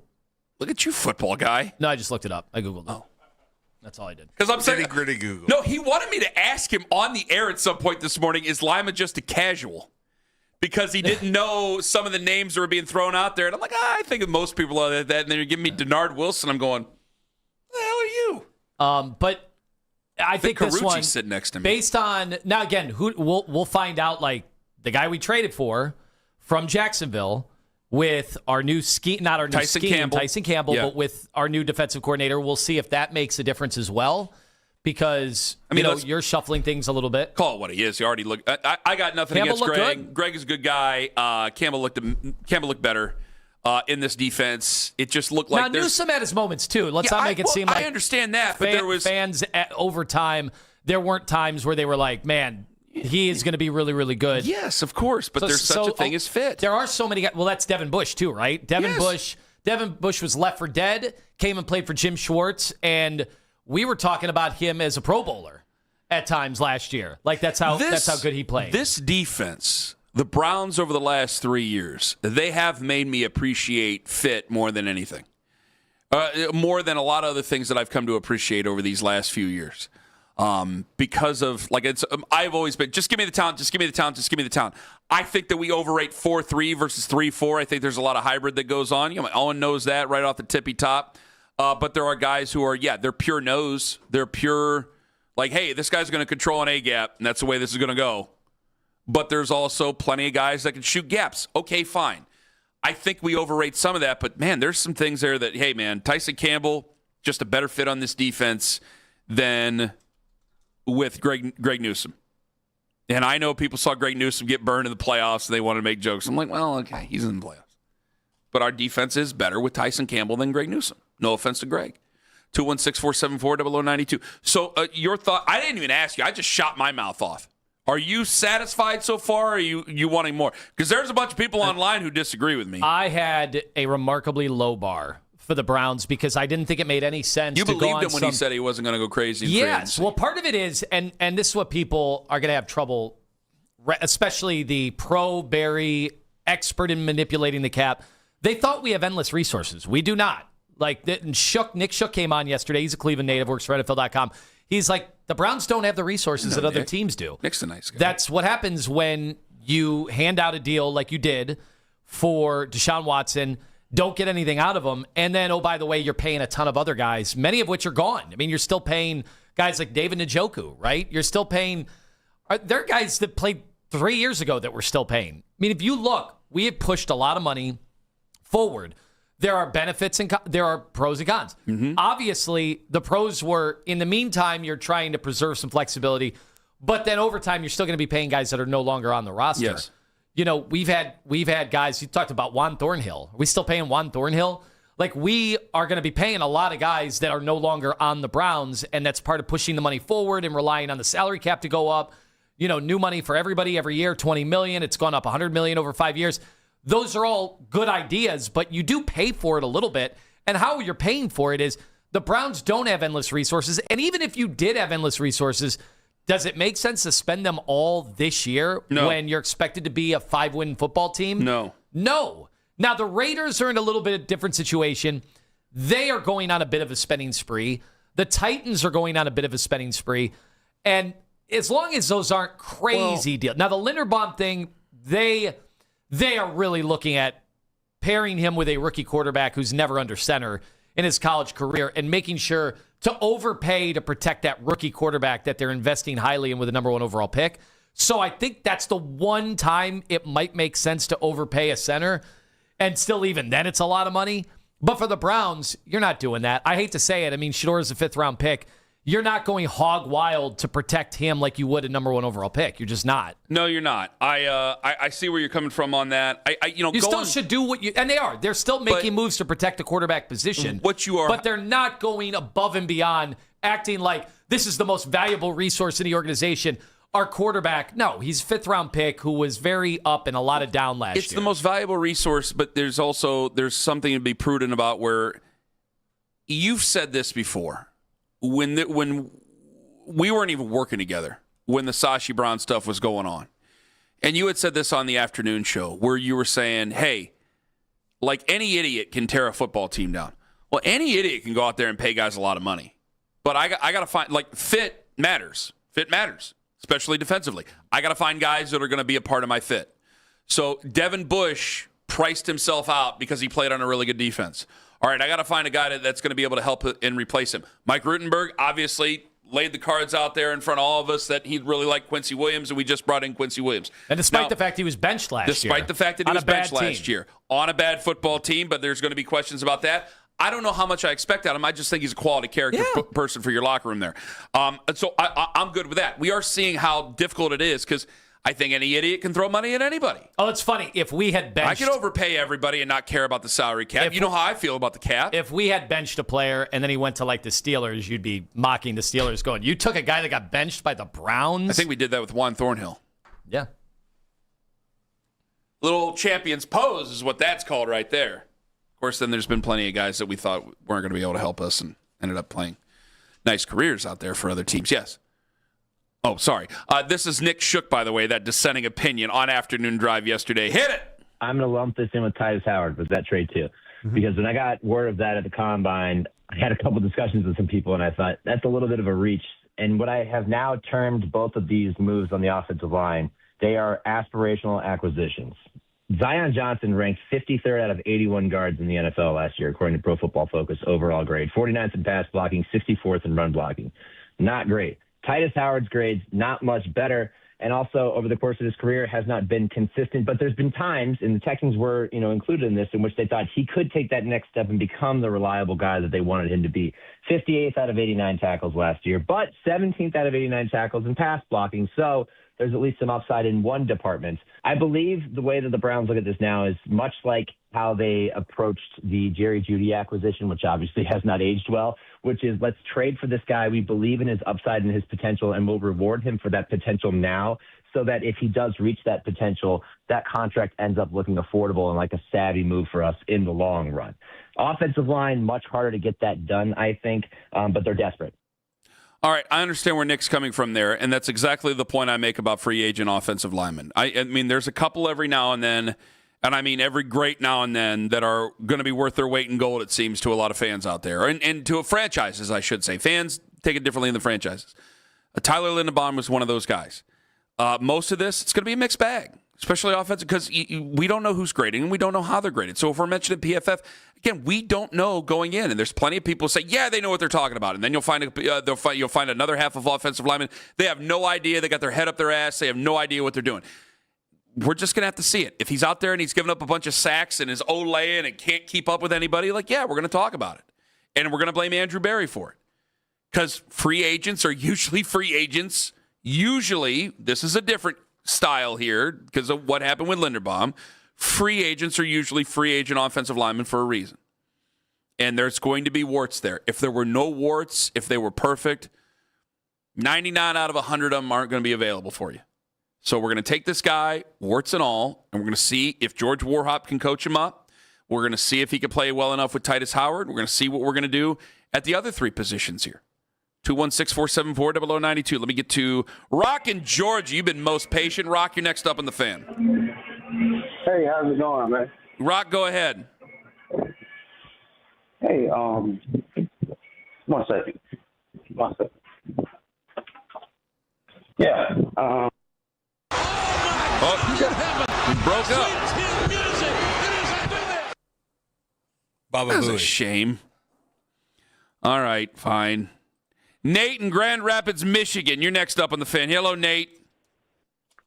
Good morning, guys. Hey, first time calling in. Appreciate the show. Wanted to let you know that. I appreciate that. Go right on ahead. Did I lose you, Nate? Did we lose Nate, too? Part of my take is on the draft. I am kind of hoping, and I think I'd be okay if we spent a little extra on Rasheed Walker in Green Bay, only because part of me wonders with all the mock drafts, and if it does happen, is Freeling a little bit of a risk when we talk about, hey, you're trying to take a risk on a free agent or a draft pick. And if we took Rasheed Walker in free agency, paid him a little bit more, would it kind of set us up to kind of make, hey, on paper, it just makes sense. We need an offensive weapon to take Tate. Where I'm leaning right now is on the fence, and I would be okay as a fan saying, all right, let's spend a little bit more here because is it a reach just to take the only left tackle into the draft at 6 when we also know we need to get some weapons that can separate. So It is. Thanks for taking my call, and I'll listen. It is. I mean, I'd love to wait until tomorrow, Nate, and thank you very much for the call. I'd love to wait until tomorrow and tell you, like, oh, well, we'll know depending on what they do. If they were to bring in Rasheed Walker, then you definitely think you're going to go wide receiver at number 6. The Monroe Freeling thing is still in play. The measurables are there. He's a pure left tackle. You still have a left tackle spot open. I know they moved DeJuan Jones over there to left tackle. He's very uncomfortable with it. He wanted to play right tackle, and because of his health, we're not sure where he's going to be. So if they don't fill that position in free agency, then I think he's still there. Now, personally, I'd like to kick the tire. As of right now, and maybe things will change, I could see it was like if anybody wants to come up to 6 within a reasonable place, I'd trade down and add some more picks. I need all the players I can get. I'd trade down and do it. Okay. And then maybe I could still get Monroe Freeling at another position. If nobody's going to trade up with me, then we got to have that discussion. So you'd be okay then anytime I got to do what I got to do. Right. If he's the best overall player there and I really, really, really want him, then I'm going to take him at 6. Like that probably means you're out on Carnell Tate. So you have to just be cognizant of that you'd be okay passing up on him, which I know a lot of our fans are not going to be okay with. They're not. But I also have to think of it like this. I'm at number 6, and you hear me hemming and hawing about teams wanting to move up. Like I can't guarantee the teams are going to want to move up. So now I have to put myself in a position of best overall player. So if Carnell Tate's the best overall player, and I'm not sold on Monroe Freeling, then the price for Rasheed Walker goes up. Correct. Despite his gun charge that he's got right now over him. I'm sorry. Is this America? Is this America? Tried to check it going in. Well, you can't take him on the airplane. Well, sometimes you forget going on to an airplane. A whole sign up. Hey, there are a bunch of signs. I saw him even in Florida. I saw him in Florida. Excuse me. They were in the airport in Florida. Even those old people down there in You know how Florida? much freedom there is in Florida? That's true. Did people not like Shawn Rogers around here? I liked him. Okay. Well, then go tell me about what happened over at Hopkins. Was it Hopkins? But I don't need Shawn Rogers to have a gun. I'm afraid of him without a weapon. I don't know what that even means. What are you trying to? Shawn Rogers? Okay, hold on. Oh, and you're gonna be mad at me. I gotta look this up real quick. Fine. Here you go. All right, top 3 weapons to bring in an airport. Okay, number 1. It was 2010. He got arrested at Hopkins for having a loaded gun in his carry-on luggage. For a second, I was like, well, what are we ranking? What are we power ranking? Top 3 weapons to bring in an airport. Go ahead. I'm not gonna do that. We're not gonna do that. No. All right. Blow the bit then, I guess. It's not going to happen. Whatever. Guess you're not going through gate 2A today. I almost said big thanks to everybody who'll join us today. Like we don't got another segment. See you later. Whoops-a-daisies. Coming up in 5 minutes, spin the wheel, folks. I bring a bayonet. Why would you bring a bayonet? You couldn't get through the door. That'd be fun to try. I would bring a cat of 9 tails. Spin the wheel. There's another QB to consider. That's in 5 on the Fan. Brad Evans here to help you beat the Bulls with Westwood One.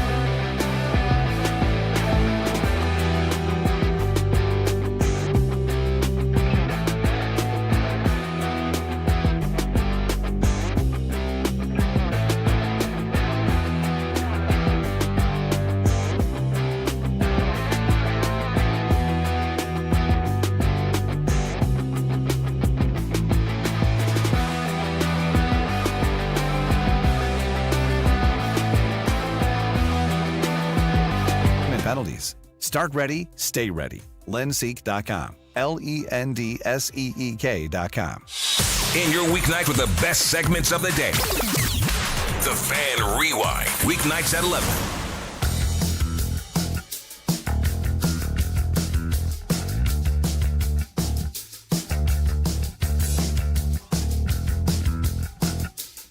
Oh, it's time to spin the wheel. We got ourselves a new quarterback to discuss. A new one? Yeah, why not? I mean, you've searched high and low for anybody but Shedeur yourself in the first place, so you might as well go looking for another quarterback. I've been searching for somebody to compete with Shedeur. Yeah, his name's Deshaun Watson. He's been here all along. Am I wrong? I'm not wrong. You know what? There's no doubt over the last year with Deshaun Watson not being eligible, even though I think you and I both know he could have played at the end of the year.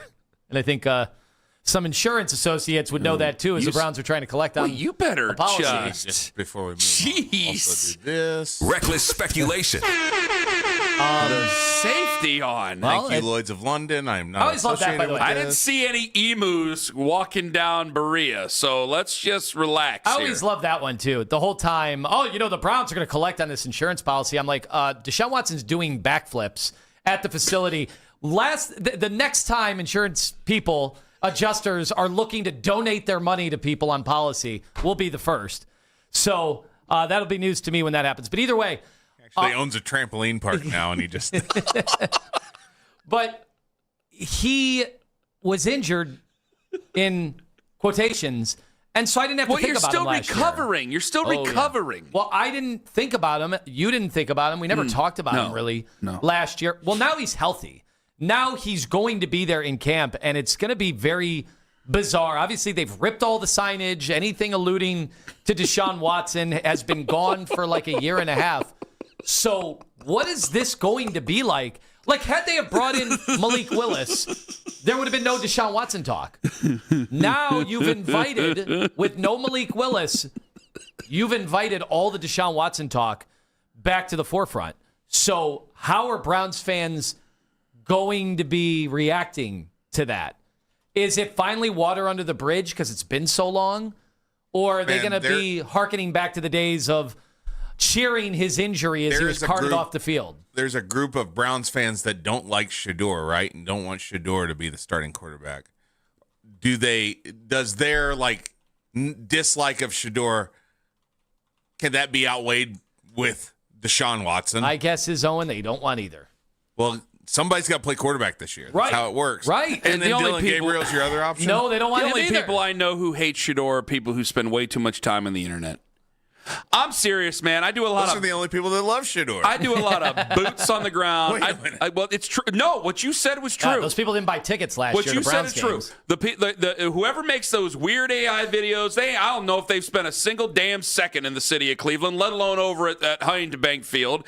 And the people who hate his guts, I don't think that they're going to games either. I think if you have any regular ass Browns fan out there who's just like, yeah, Nick Chubb was my favorite player and Denzel Ward's my favorite player, and I'm a Browns fan and I go to a few games a year, or I'm a season ticket holder, I think that they just kind of throw up their arms and go, okay, we'll see. I really do. I think this is what I've actually hated. I enjoyed the conversation about him coming here. And damn it, I didn't even get to tell you about the quarterback that I'm going to bring up here in just a second. I initially enjoyed, like, hey, at least we'll have something interesting to watch. This is going to be interesting. But the fake reality that's going on and us narrowcasting to certain groups of people, myself included, myself absolutely guilty as charged, either bots on the internet who love him and bots on the internet who hate him. And I'm like, there's plenty of people on Brook Park Road driving around right now going, yeah, whatever. He might be good. He might not be, but I don't want to make big investments in all these other guys. And maybe I really don't want to see Deshaun Watson. Or maybe at this point, it's been a few years. Maybe I might be open to it. I think there's a lot more Browns fans like that than we think. I just think there's been so many times we have stared at these computers and we have narrowcasted to something that isn't real. When you sat there and said, well, how many fans are actually going to the stadium? You and I both saw a stadium. And then we're put in some video. Do you know how cold it is? Like, yeah, people have showed up to Browns games when it's cold for years. If they're good, they'll show up. There was a whole fight over the roof in the first place. It's ridiculous. I figured Shedeur fans had really nice jackets. What's the problem? Well, he has a very nice jacket. Yeah, he does. All right, Prime used to wear some extravagant. Can I give you the name that I still haven't given you yet? Is it going to stop us from talking Shador or Watson? No. It's a name. Okay, fine. Michael Penix Jr. Yeah, that doesn't help this situation at all right now. Does it? I figured it was another name. Isn't he injured? He's been oft injured, yes. But if Kevin's bringing in Tua. He suffered his torn ACL, season-ending ACL in November. I didn't say to start him week 1. I said he's a name. Did I or did I not? Anybody? He is a name. Okay. You're not wrong. He does have a name. What's more exciting, Shador Sanders, Deshaun Watson, or Michael Penix Jr.? Penix was the 8th overall pick. Let me tell you where Justin Gilbert was Kirk taken. Cousins, $40 million. And then they got rid of Fontenot, probably for that reason. They fired his ass. What's funny is bye-bye. I think what we are learning is that, you only need a few open-minded people around the league for – is this already considered like a reclamation project because of the injuries? Yeah. So, of course. Whatever leads you to be taken 8th overall, you don't assume those skills are just all gone. So that's why guys typically, with the exception of Josh Rosen, guys typically get second chances and sometimes even third chances. So I'm not writing Michael Penix off. I didn't love him coming out of college to begin with. No. But, it's just another younger name. And if we were going to sit here and chew the fat over all these other guys, it might as well chew a little bit of fat on him. You'd almost like to see Michael Penix go somewhere else and sit, because that's the Sam Darnold, that's the Baker Mayfield, that's the Malik Willis. Anthony Richardson hasn't done that yet, by the way. That's part of why I wasn't really necessarily interested on Anthony Richardson, is I think he needs to go to another organization and start to figure out the league a little bit and start to learn how to process things. Not just go from one bad situation to Browns, turn it around. I understand. That's why I prioritized Malik Willis over some of the other names we've been talking about. I like that. Big thanks to everybody. Well, you know what that reminds me of? Justin Fields. Jets, turn it around now. Go, turn it around. It's like, let's stop off somewhere first. All right. Thanks to everybody who joined us today. John Greco was great. We'll go around the AFC North tomorrow. Yeah. Outstanding. And then on Thursday, 8:20, Murray K. Cabot joins us on the show. Podcast coming up. You'll be able to hear it 92.3 The Fan on the free Odyssey app. Yes. Also, if you like MAC basketball, Travis Steele. That's right. Travis Steele joins us tomorrow at 9 a.m. Head coach of the Miami Redhawks. If you like undefeated college basketball. That's pretty nice. Should I try to troll him and be like Bruce Pearl? He don't know me from Adam. I could do it. I don't mean it, but I can do it. If you're any kind of zip at all. Oh, my God. Do you see those Red Hawk players saying bye-bye to the fans at the Convo Center in Athens after they pulled that off? Did you see them run right over the stands? I saw him giving them another gesture, too. And I didn't have a problem with it. How you like that? Sure that you're not booing, Middle but you fingers for everybody. Good on you. It seriously opens up Carnell Tate for a lot of people. I hate you too. Help me. It's 5 seconds. Makai Lemon. Hey. Sounds good. Where's your entourage now? Cool, I got on the last show. Oh, boy. Help me. Help me. Help me. Help me. Help me.